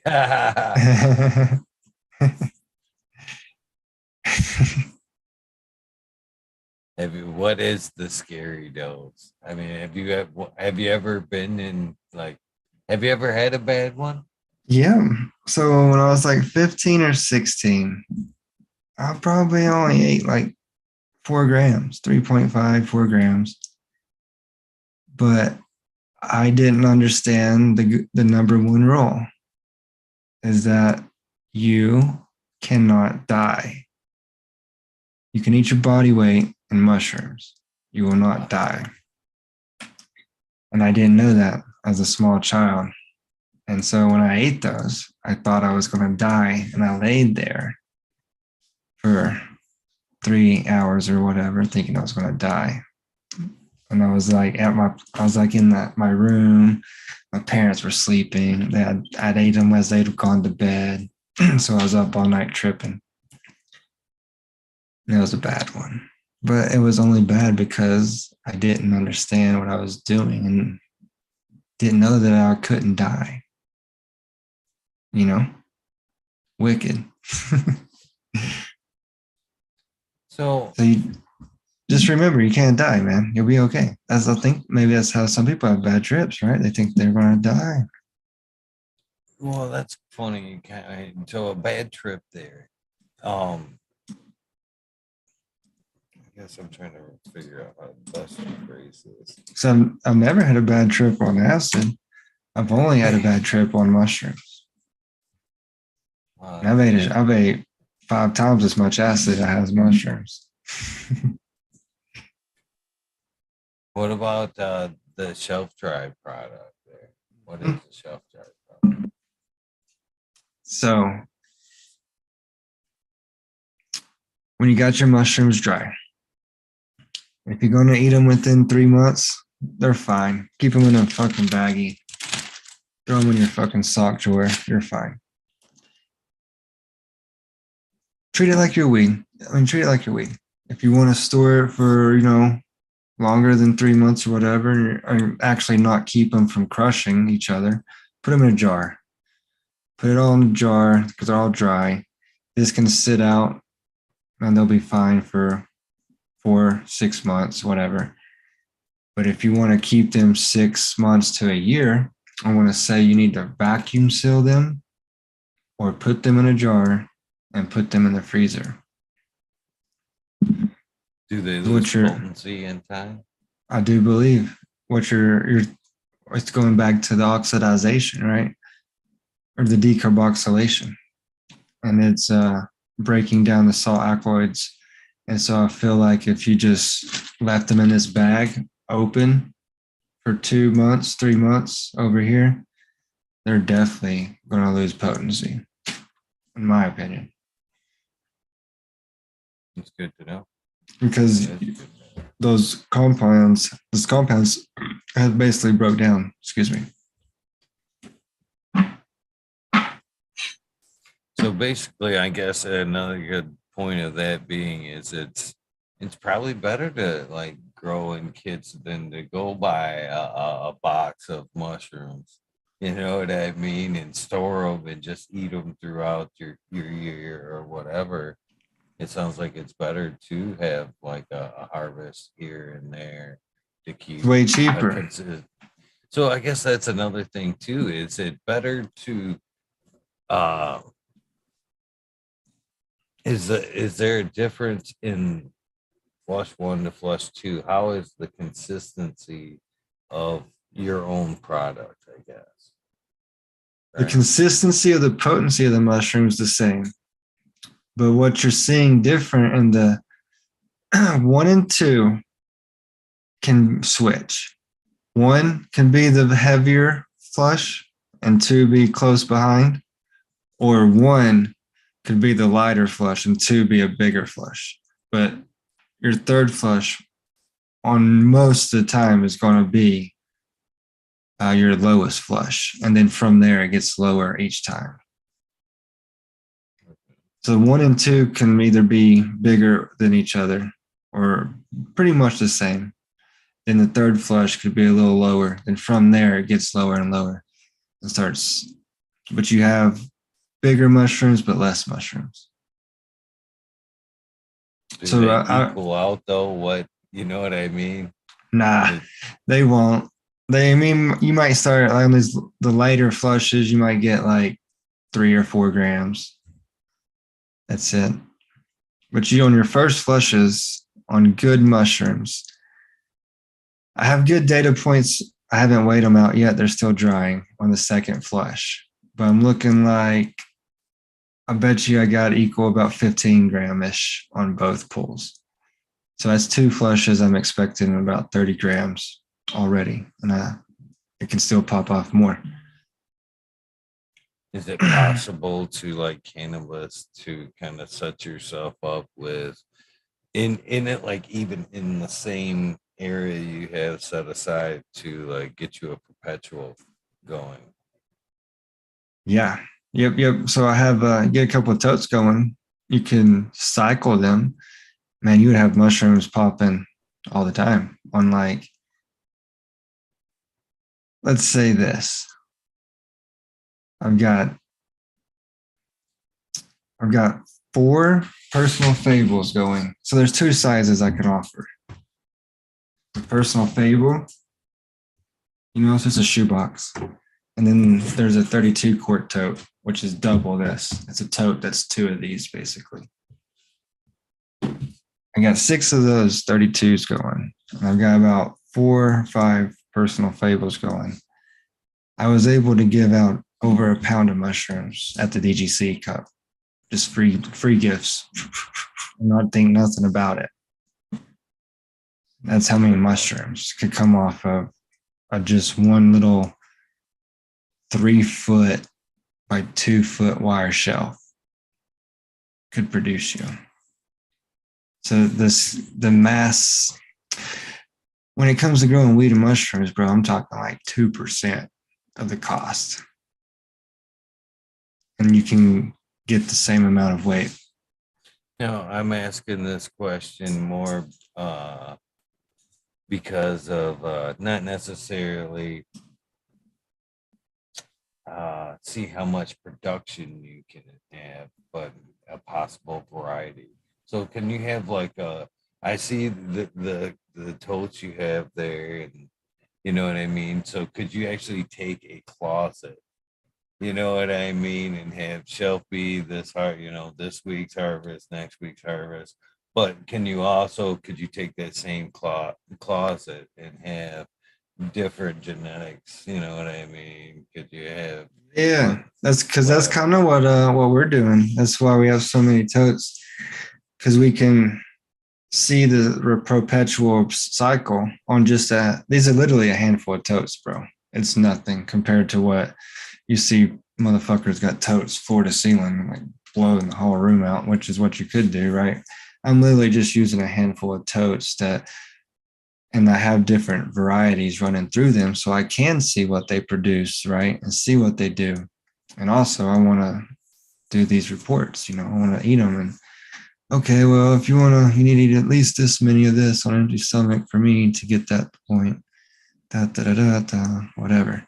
Do you need more space for an edible mushroom versus psychedelic mushrooms? Excuse me. Yeah. So I won't even attempt that. The gourmet mushrooms, there's so many more problems. I feel like can never remember the chick's name. Fungus, something. This one lady used to show her entire process of becoming a gourmet mushroom farmer.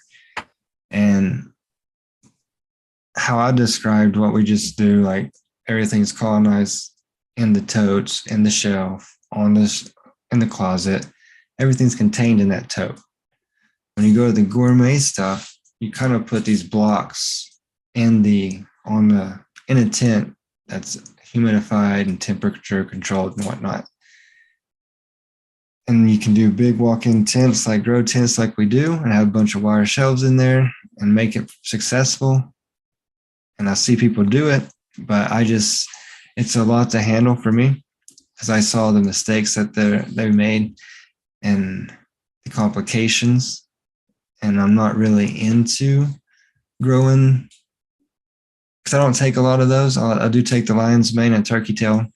I buy it from Paul Stamets because I listen to him speak, and he talks about how his company takes in so much of the proceeds and puts it right back into R&D for new products for mycelium and helping bees and all types of new shit. So I'm okay paying for those gourmet mushrooms that way because psychedelics is my game for sure. Because it is complicated. You have to deal with humidity because you're growing. Okay, here's some shit. Growing. So imagine pushing humidity on multiple subsonic humidifiers and keeping it at around 80 to 90% humidity. And then you got to deal with your temperature swings and make sure your heat is working so that I've seen her walk in her tent and it condensate because the temperature dropped so much and that humidity, there was puddles of liquid. They're like, she had to get out of there.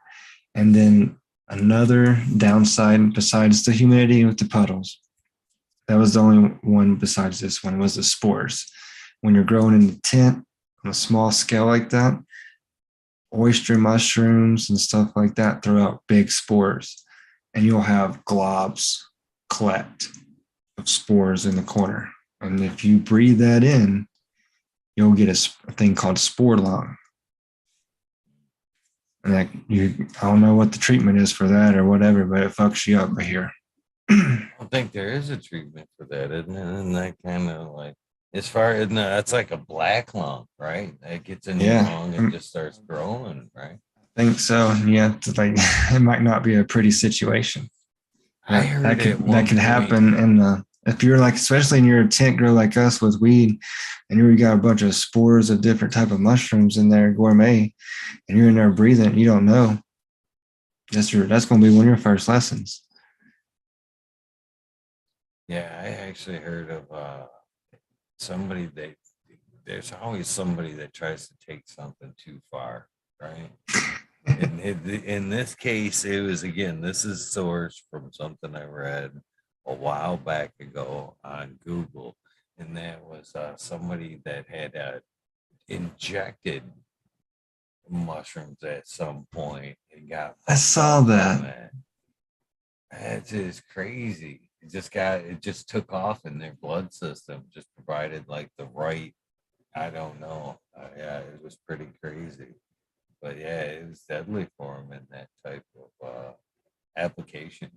Again, some who in the fuck thinks about taking it that far? Why would you have to take it that far? Is one other question. But I don't know. It's crazy, man. But people are willing to try, I guess. I did see that post as a Vice thing or something. I didn't know if that was real or not. that's why I'm kind of asking you, I guess, is if you had heard it, if there's any validity in that Hey, happening. I don't know, man. If we could all start sprouting like some that show, like the Cordyceps show, that TV show. And I guess is that part of, you know, part of the mushroom there. I mean, there's so much mycology that goes on in our bodies. There's more mycology in our bodies than DNA. So is that part of the process when we're taking these things? Are they like basically colonizing in our systems and becoming part of us? You know what I mean? And then by microdosing, are we kind of, That's what I building the feel. I feel colony? like it's you're missing out on a little medicine like B12 your body doesn't naturally produce or something. I guess your body does produce that. I don't know. I'm not a fucking medical person, but we don't really that's why we take these vitamins, right? Because our body is lack of them or whatever. And I feel like when you do take that mushroom, your body just needs a little bit to get the benefits of it, right? It's little term benefits, little things like maybe some pain. Because I've had family members I've told about this, and they've gone from taking like 4 hydro 10s a day to only taking one or two, and taking like one or two microdoses. So they're able to cut back on pain with it, and that's just finding the mushroom that fits you. You know, at what level too? Does a point one work? Does a point two work? So how do they find that? Is that just necessarily feeling it out, that daily microdose? I believe so. I believe so. It's just you find a mushroom that you grow and try it and say yay or nay on that one. Try Back, point one, try point two, and then call it quits and go on. back to the kind of shelving question there a little bit. Um, would grinding up and capsuling your product there versus just kind of throwing them in a bag, would that help by time and potency and shelf life, and maybe even help with proper dosing, the Yeah. capsuling it like that? So that's what I go to. I've got some number fours. You know what a number four is on the size of a capsule, like double zeros and whatnot. So I got number fours that we're able to pack point ones into. And that's my go-to for proper dosing, because it's just if you get it in a capsule form like that, it's just so much easier for you to wake up and boom, boom, boom, as opposed to let's take a pinch, put it on a scale. This is more simple for people, and I feel like it's easier, and it's easier for me too. I'm more likely to take it now because I got a capsule here. Just take it back with my coffee, good to go. Are there better carriers or enhancers for the mushrooms? I've kind of heard things like orange juice, um, chocolates, chocolates being a good carrier. It's in fact like the tea, you know what I mean? What's kind of the best way to get it in your system for what you need? I'm going to say whatever way is easiest for you to get it in your system, do it. I'm going to say though, if you're looking to do a big time thing, I'm going to say don't try no chocolate. Don't try to put it on a sandwich, because it all needs, if you're trying to do a big dose, it needs to be on an empty stomach. So you need to like make a tea, or you're going to have to just eat the mushroom, or extract. If you got extract, let's do it. But other than that, if you're doing just a normal dose or little micro doses or whatever, yeah, take it in some chocolate, take it in a little gummy, take it in something edible, take it in the short, take that. That's fine, right? It just needs to get in your system. But you don't want to Because on the big doses, you don't want to clog your digestive system up with anything but the mushrooms. That's the only thing that should be in your system. Because I feel like it will take away from, it's like 3.5 gram little chocolate bars. They're about that big. Say you want to do 7 grams and you ate 2 of them. I think that amount of chocolate in those mushrooms is going to take away from the experience as if you were to just straight up eat that 7 grams of mushrooms. There's something happening. Eat like 20 grams. Holy shit, 20 grams. It's harder to eat 3.5. You know what I mean? You get into just it. Straight mushrooms. So how you putting down 20, brother? You get into it. So there's methods to it. And one method for me to do the bigger doses, I'm going to try to I'm going to try the fuck out some extractions so I don't have to. But the method to get to the bigger doses is you just take a pinch, a nibble off the tip, put it over here into your cheek. Your mouth is naturally going to start saliva and start making saliva. You're going to be able to like kind of maybe nibble on it with your back teeth just a little bit. You don't want to grind it up or anything, get it in your taste buds. But then you're going to flip it back into your tongue and just kind of circle it around. And your saliva encakes the whatever little nibble you did. You can get your saliva to encase it. And then you can literally just take one little, you don't want to drink a whole, especially if you're trying to do like a 15 gram dose, you don't want to just take a big swig of fucking water because you're going to have to do that every time you eat a little nibble. Just take just enough to wet your mouth and slide that dude back. Boom. Get another little chunk in. Nice little nibble. Half a mushroom bite. Do the same thing.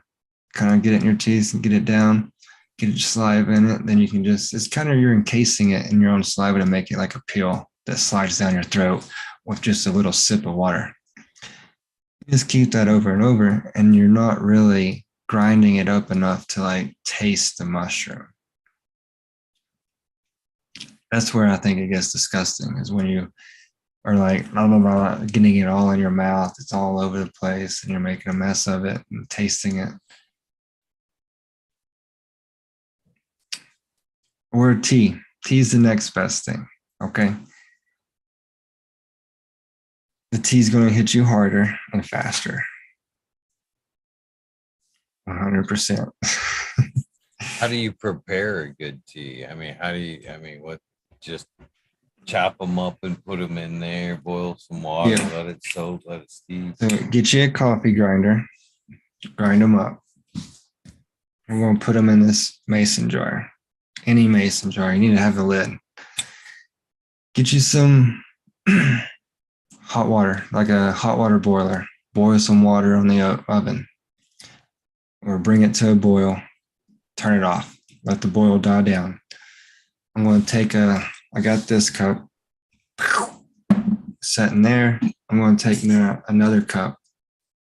This is how much liquid you want to drink. I want to drink about a cup, right? So I'm going to pour that much in there, add 10% for what the mushrooms are going to soak up. Then I'm going to take that and pour it into here with the ground up mushrooms. I'm going to put a lid on it. I'm going to sit there and swirl. And lay it down in front of me. I'm going to sit there for 20 minutes. I'm just going to think about my intentions. What am I looking for here? Why am I at why question are you here? Why am I mad? Why am I this way? Why do I do this? Have your couple questions. Just kind of think about them, and every 5 minutes, take this and spin it.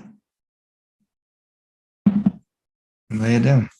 Just keep get your room set up. Got low lighting, maybe a little curtain, a little bit of sunlight coming through. Got a little bit of music.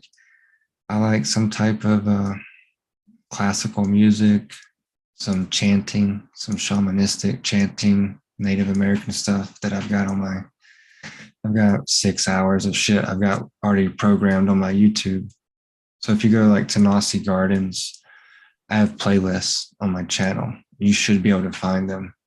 And there's a shaman one. There's like 6 hours, 8 hours of just shamanistic, just some chanting and stuff, which is really nice. That's a good one, and that and classical. Then get the room set up, dude, and take your tea. I'll take a cheesecloth. I put more than enough that I need in there. So I'm okay not eating the mushroom. So I'll take a cheesecloth or something, filter this out, collect that. And then when you make your tea, when you throw in your water, you can throw in a lemon in here, or a lemon ginger like tea bag. Some type of tea bag can be tossed in here just for flavor. So it's not such a hard brew to get down. So when you put your water in there, throw in I used to have lemon ginger tea bags. And I could throw in there, or you could just throw a lemon in there, throw it in there. Then you would filter it off into your cup that you're going to consume, and you just go to your room and drink it back and lay down. Boom! It'll hit you within. You do it on empty stomach. It'll hit you in 20 minutes. It'll feel like every breath you take, it'll be like you're smoking DMT. It'll be like it's intense. Then you pop. Pop. So how different is like say a cactus journey versus a mushroom journey? Right on, dude. I'm glad you asked that, because I've been growing these San Pedro cacti for 6 years, man. And my buddy Devin finally did an extraction of them and got us some free base mescaline. And we took a 0.5 gram each. And I want to say this is what a tab of mescaline was in the 60s and 70s, was 500 milligrams. Because it was 93% like acid. Very long and very far out. It was like a good 12 hours, 15-hour trip. And the only thing that was different was it felt cleaner. You can feel the cleanness of the medicine as opposed to the chemical of acid. We could tell a difference in that. As opposed to an acid is like waves. Like you just feel like you're riding a wave sometimes, and it just comes and whew. Mescaline was like one solid straight line up. There was no wavy to it, which is good. I enjoyed it. Actually, good visuals. Mescaline, right? Or no? Yeah, everything would look like a painting. Everything looked like a painting and very hazy. We went to a park down the street and did some walking around. And it was one of the hottest days of the year so far, and this was months ago. We're still dealing with winter. It feels like here. I got hoodies on and shit during the day. It's like 60 degrees. It's crazy, but I did it in too much heat. I was walking around. We did too much walking in the heat, and we all got redheaded and stuff. And with the mescaline having the amphetamine compound branching off from it, it made my head like fucking hurt a pound. So I would not recommend walking around in the heat in the desert. Don't do that. I'll do it again, and I'll do more. I'm just gonna be sitting at the house. I didn't like how my head hurt in the last one. It was just because of the heat, though. Had to be. We walked like eight hours in the sun.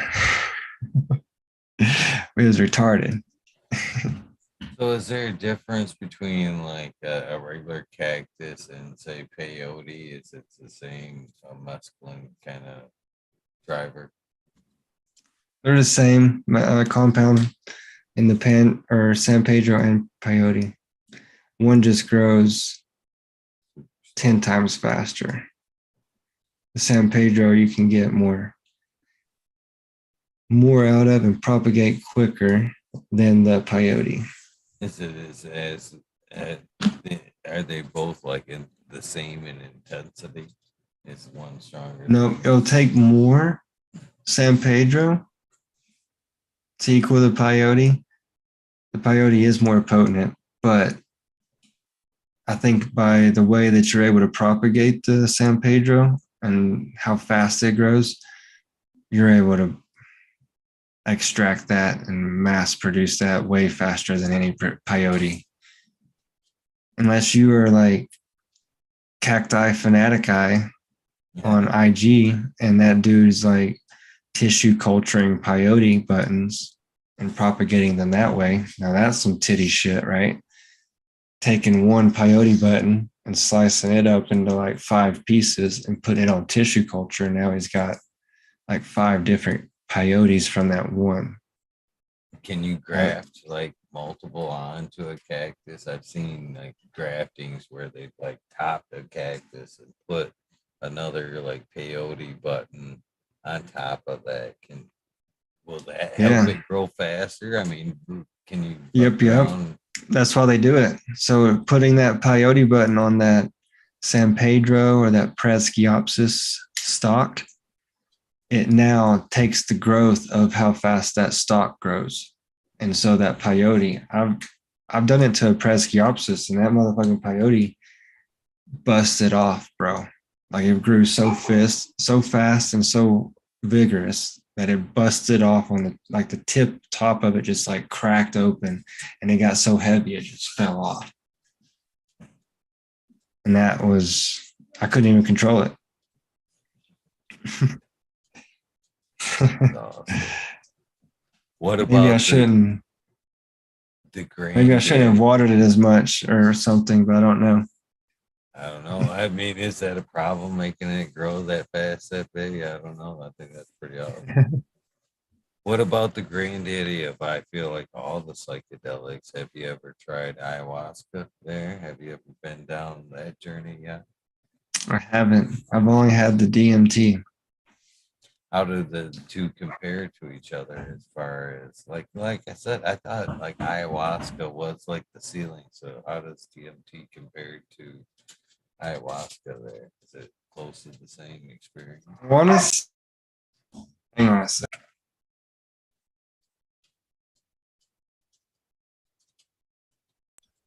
So I want to say it's completely different because the DMT doses are very quick, fast, shocking, and you don't remember much, as opposed to all the stories I've heard about the ayahuasca is spread out over 4 hours. And I don't know. That's something I'd have to get in on. I would. So there's these people going to be at the event. I want to go talk to them. It's a pretty groundbreaking shit, dude. They're doing DMTX, DMT extended. They're doing trials in England right now, and they're going to bring some American trials. There's only been one guy who's gone through it, and it's where they put you out intravenously with DMT for an hour or plus. I don't know if it's more than an hour. I think it's an hour. So it's DMT extended stay. And they're hosting since Denver is legalized out here, they're going to be the hub for the second phase trials. And you can sign up, go to dmtx.com or .org. I don't know what it is. And they are taking people to sign up for their participation list to be the psychonaut to do this. And so I want to go talk to them, dude. I want to do this, bro. Give me some intravenous Deemers, bro. Let's do some stuff. So, like Stony Creek, and we've kind of already mentioned, is do you think they really think there is like they're mapping it out? Is there a road recipe for, you know what I mean? How to access different things while you're in that state? You know what I mean? Is This there I necessarily a do. map? There's something to it, bro. People are seeing the same things, and if you go to their website, dude, it reads some crazy stuff about like What their do you mean they're seeing groundbreaking some of the same things? I mean, like entities, like people who are taking these trips in England. They see they're coming back with the same like, oh, this is what I saw, like the same entity, no shit. and they went to the same room or something. Wow. So No fucking way. so No maybe way. there is a, oh, okay, so you went here this time. Okay, well, what dose did it? What dose did this? And like maybe that's the What did he recipe. say or some shit like that, right? Yeah, and then bring it back, and that's kind of what their website is. That you're mapping out the next steps for mankind, next It's paths for fucking mankind. freaky. Hmm. Sign me up, sir. And I'll fucking put a camera on me. Let's make a documentary on it too. I don't care if I piss, shit myself, puke all over myself. Fucking document it and show me doing this. Like that'd be insane, bro. I guarantee this is, oh, dude, insanity. I Yeah, couldn't imagine. I could. The DMT trips have been so short. I couldn't imagine what it's like after, because they said like the first 10 minutes is you freaking out until you calm down, and then you're able to go, huh. which is pretty much what we do the whole time when we do DMT. Normally, we just freak out the whole time. It's pretty crazy. I'm interested. Yeah, that's super interesting right there to me. That's like being able to unlock the door to obviously. Well, we're entering the fifth dimension, but I would say probably something further on in dimensions there. I For definitely think sure. there's something out there. So just like a crystal, like our cell phones are like our access. Each one of our cell phones actually operate on a crystal with a crystal that actually sends off signals and stuff like that. So are these things like our crystals to be able to access other levels? I'll dab with you myself, my friend.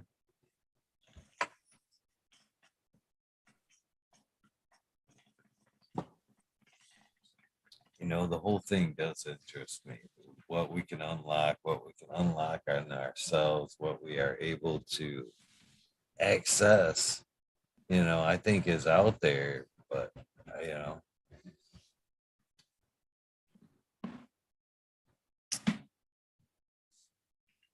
Yeah, what they're mapping out, man, is I don't know what to come of it.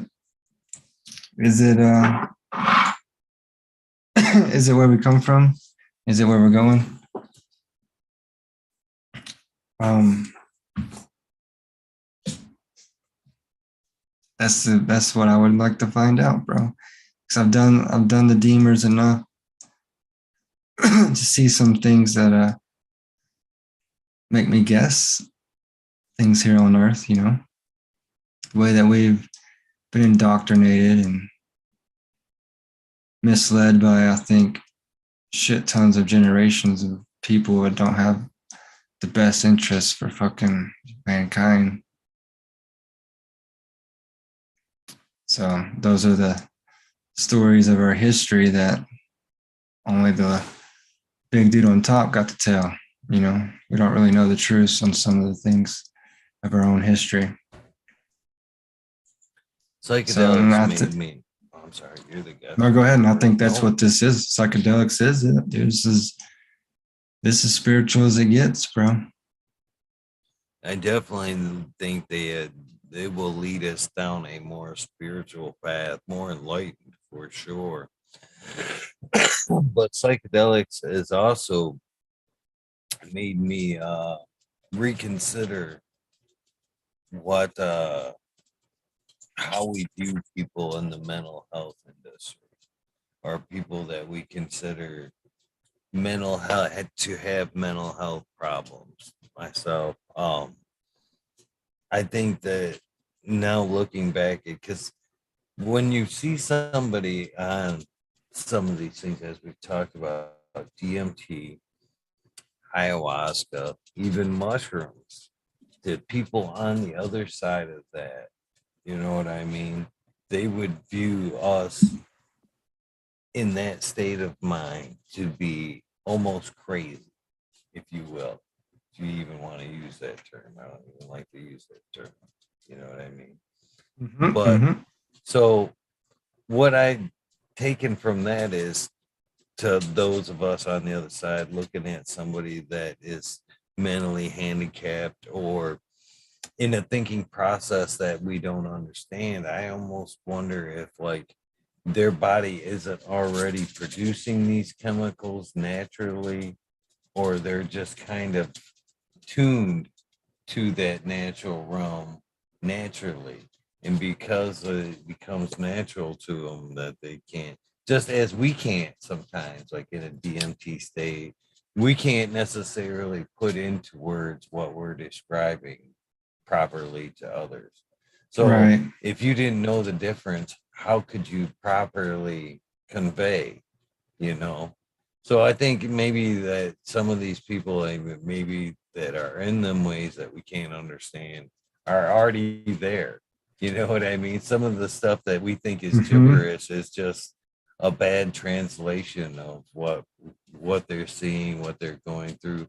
So are those people, like, in fact, maybe is this a good place to start? You know what I mean? I mean, would that be cool, or would that be, proper to try to take attack of like psilocybin to try to remap the brain to help some of these people? You know what I mean? Could that be, you know what I mean? Would that be humane? I guess, is that, you know what I mean? Or would that be? Um, I think if they're willing to do it, I think so. It'd be fine because Paul Stamets and that Kalindi guy, I've listened to hours of lectures and they've talked about these huge doses about how it regenerates and remaps the brain and rewires things the way you think, the way you fucking feel about shit. And I think not everybody do, but I'm sure there's some cases where some people could just need a little tweaking. And this maybe a big dose of psilocybin could do that.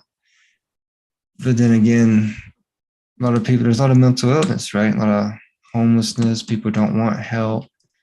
They're okay doing this. They don't know they're doing it, whatever. But Is that mapped to us or mapped to them? I mean, at that point, are they more enlightened to us and we need the map to them, or do you know what I mean? The yeah. remapping there, they could be in the better place if we don't know it. You know what I mean? We might Oh need the shit. map to That's why, the okay. way they Then think. let's everybody at 18 years old. On your 18th birthday, you must do this. You must do this huge dose of psilocybin treatment. Man, We'll make that law, right? I'm sure everybody will have an issue with that. We'll make that law. But oh no, so we do need to be careful though, right? Some people do have things, and so I don't take anything extra, bro. I don't take no fucking shit from the VA, no pharmaceuticals, no fucking head medicine, no brain altering medicines. I smoke weed. I drink a little bit of beer. Eat mushrooms. So when I take big doses, I'm not worried about, I don't have anything like high blood pressure. I don't take anything barbiturates for any like depressions. I don't do any of that stuff. So if you are doing those, I don't like to be a doctor, bro, but I just want everybody to pay a caution to that, right? Like just pay attention that when you do these things with these other drugs, you may be affecting your brain chemistry in a way that you don't know. You like really need to understand what these drugs are doing to you if you are on anything, right? Like I like the weed. I know what I'm doing. I know what these other pills do. My whole family's on pills, but so I know what they do. But so I stay away from them. But I feel like some people, you know, they have doctors and they need their medication. I'm okay with that. I'm not saying anything bad about that. I'm just saying be cautious about what your medication does to your chemistry when you want to start playing around with, psychedelics. I don't know, there might not ever be nothing wrong with it, or might not ever show anything's up, but I'm just saying there could be something there. You might pay caution to that. You know what I mean? What about the people that, and I know there's a one or two in chat that are, say, on the fence about journeying deeper into mushrooms, not necessarily psychedelics, but just into mushrooms in general. Do you have any advice for somebody that's either thinking about to microdose or that's on the fence about that heroes dose? Because I really believe there's a lot of medicinal Yeah. benefits to this. So, how do we get them started? What's your advice to people on the fence or people I think starting there? I say there's no reason why you cannot try a microdose. You do a zero point 0.1 or zero point 0.2 on the scale, 0.1, 0.2 at most. And you do it on the weekend, do it on Saturday morning, Sunday morning, and show yourself that it's not overwhelming. It's not more than you need. You're still going to be able to answer the phone. You're going to be able to hold a conversation. And I think just trying that on the weekend to show yourself that it's not like, oh, I'm going to trip my balls off. I think that's not a taboo people have with it. And that's not the case. I don't think there's nothing wrong with trying to microdose, especially if you're taking any type of narcotics for pain, opiates. Fucking try a microdose and see if it doesn't allow you to knock off at least one of those. Hopefully more. But I think that could, I've seen a lot of people in my family take the microdoses and limit their opiate use.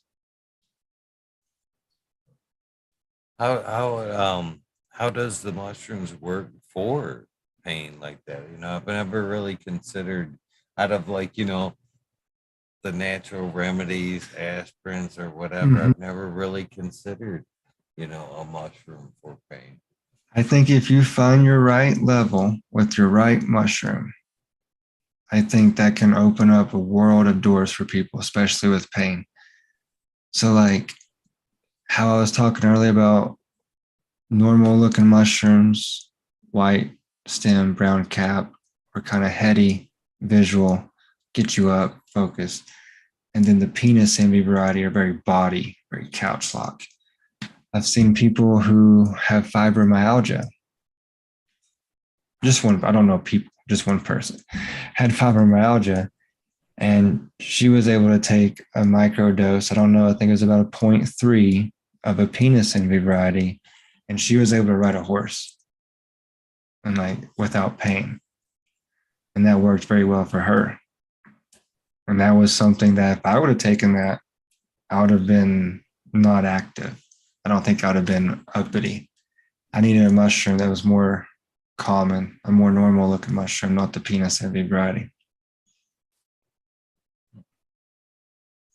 That's awesome because anything people can do to break that barrier to get back to, I guess, what we call normal life, which that's a too much term I use loosely. uh, but we should be able to find a level of comfort like that so we can Yeah, I enjoy think life. everybody can find one there. There's a mushroom out there for everybody. You just gotta hit it right, you know? So when again is this event that's coming up? June. Oh shit.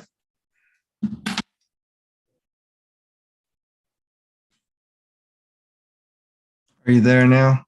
I'm still Okay. here. Okay. Shit, I hit that wire and it said shit.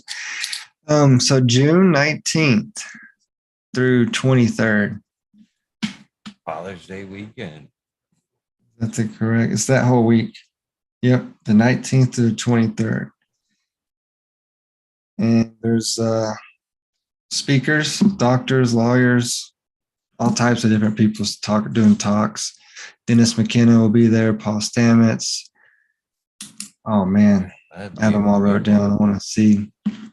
There's yeah, so many speakers.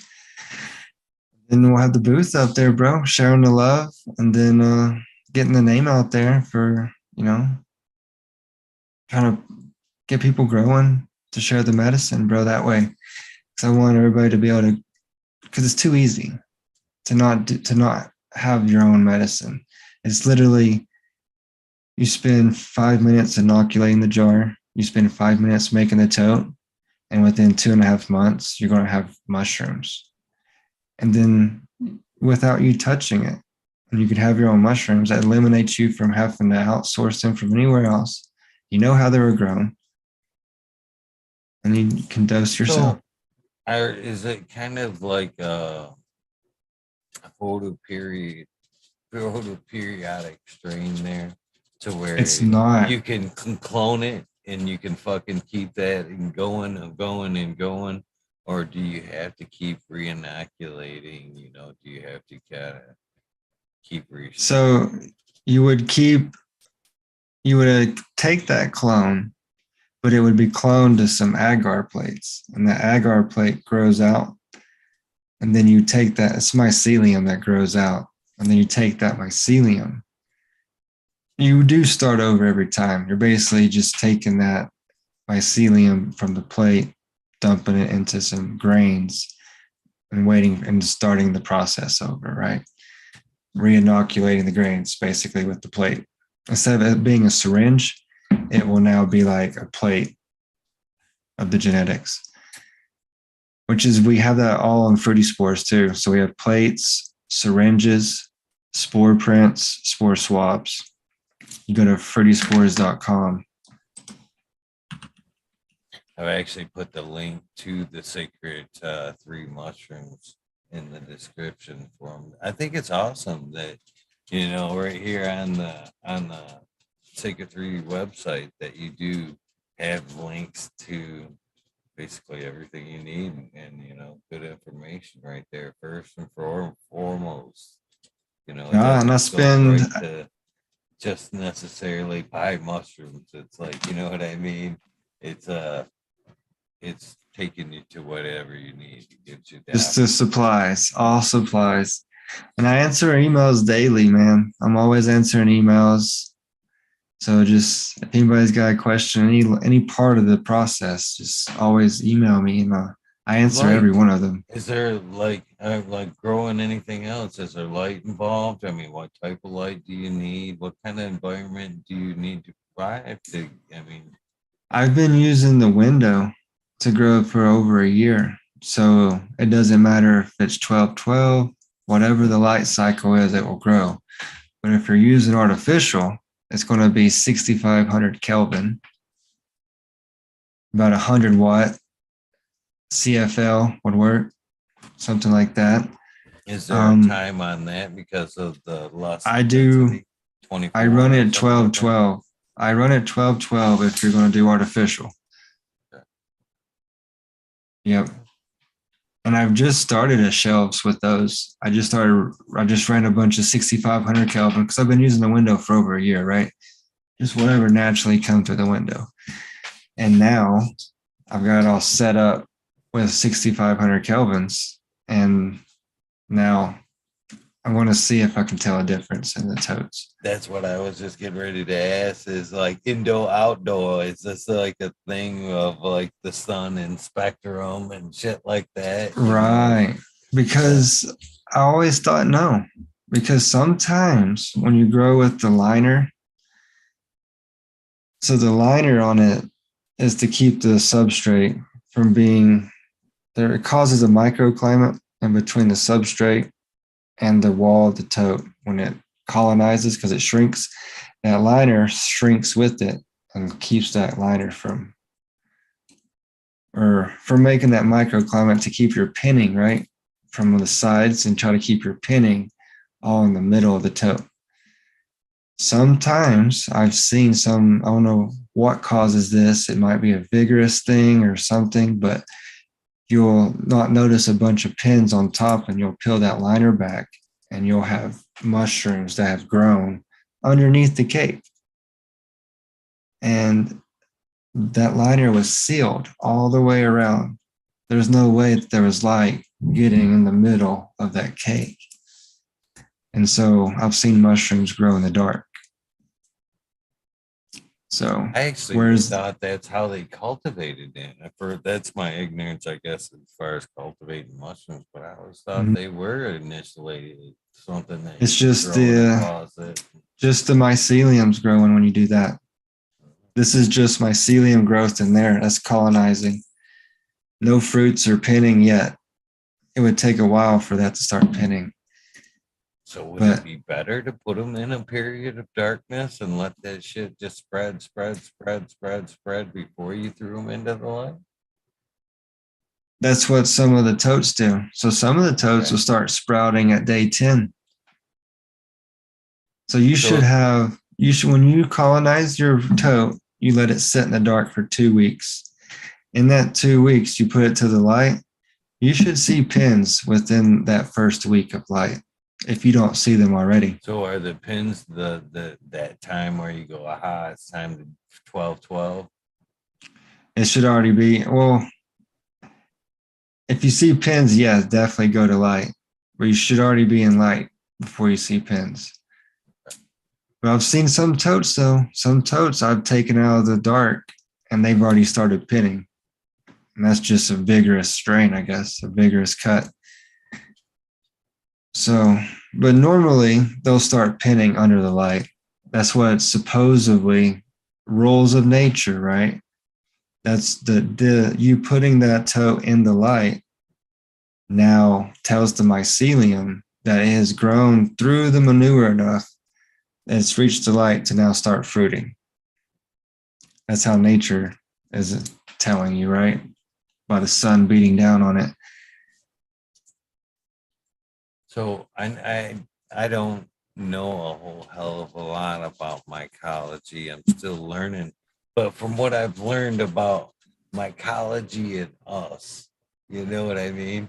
The only thing that, from what I've learned about mycology and us, it's the only thing that keeps it taking over us is the fact that it is mycology can be, or at least what is in us is temperature sensitive. If it could overcome that 98.5 and be able to, survive or, thrive on a higher temperature, we'd be fucked. You know what I mean? The mycology would just take over, but the heat keeps things in check. The temperature of our body kind of keeps the mycology in check. So is there a sweet spot when growing them? I mean, is there like a perfect temperature?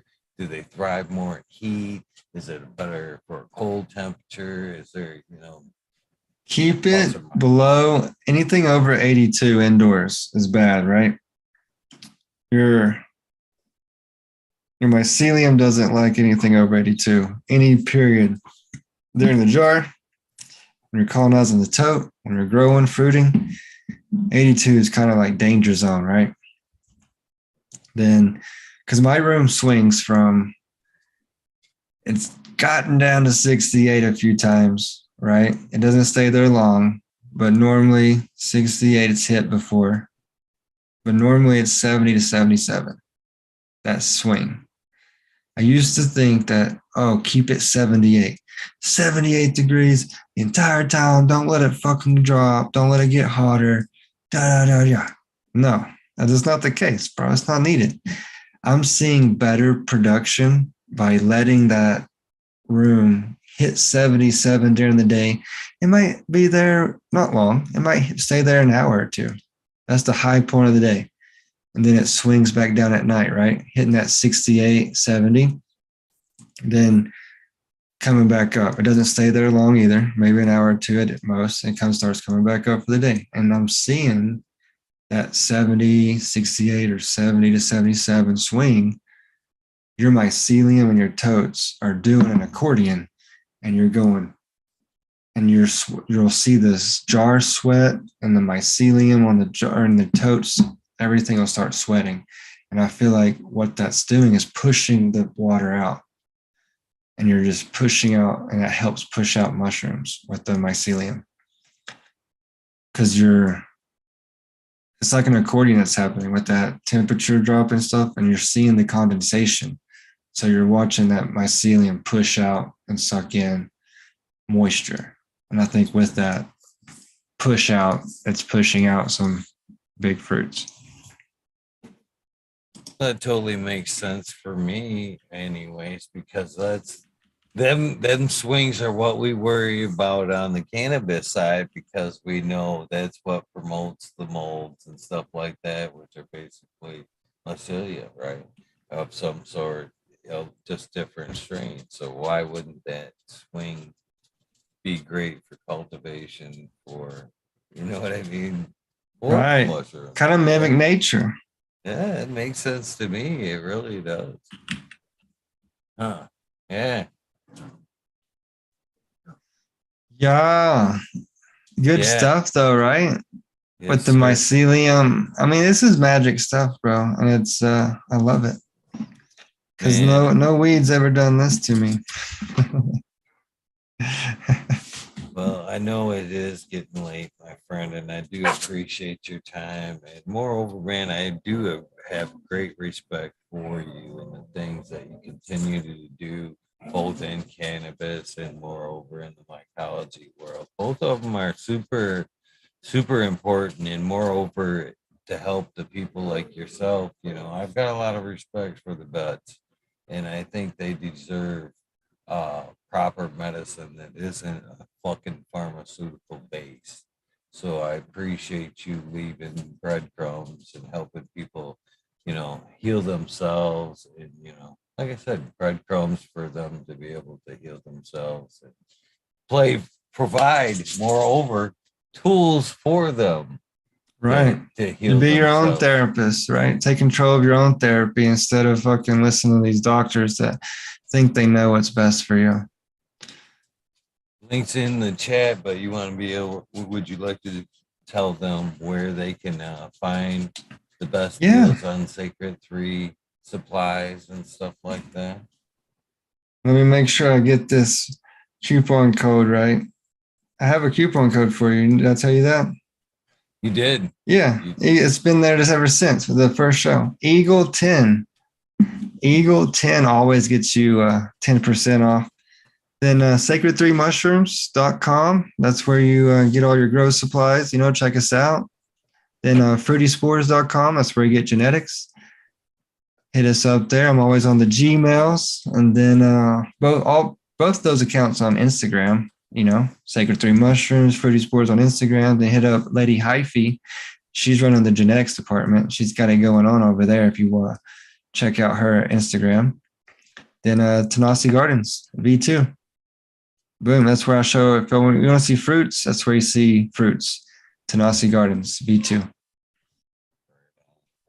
Yeah. Couple of things before I let you go, my friend. I want to remind you that, again, don't be a stranger. That link that I sent you this evening, it has updated since the last time we seen each other, because Zoom made me go back and put a fucking password in. So it is a new link. But this link that I had sent you tonight is always good. Same link for the Weed World. If you want to fucking come hang out, that's the link you use. And you're always welcome. I want to emphasize that. You're all right. So I can just pop in and surprise you with a dab bell. Anytime. Yeah, here I am. Let's dab. I don't give a shit. Yeah, please do. Yeah.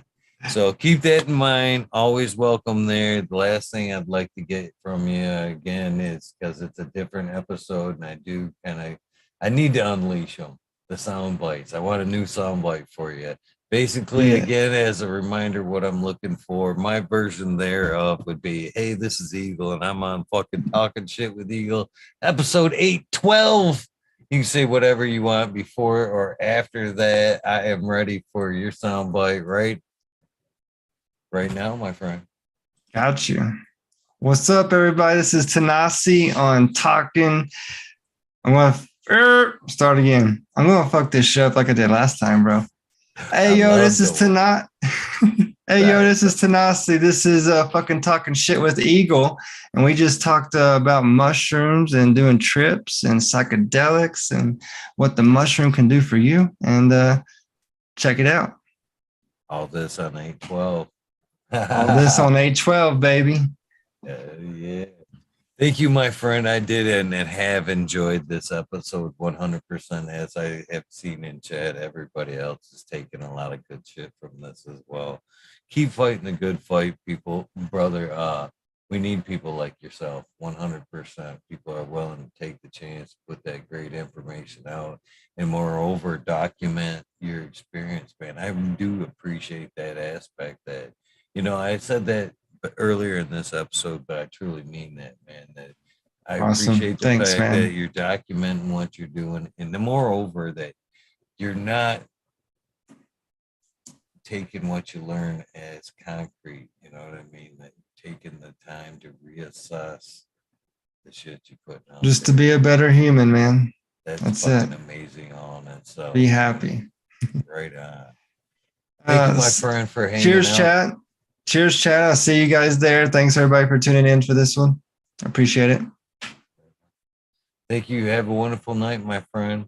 To the rest of you guys, thank you as well for hanging out with me and Tanasi in this great conversation. If you guys don't, I doubt you need a reminder, but don't forget to do something nice for somebody. Random acts of kindness do save lives. And isn't that what it's all about? With that being said, Tanasi, thank you one last time. Have a great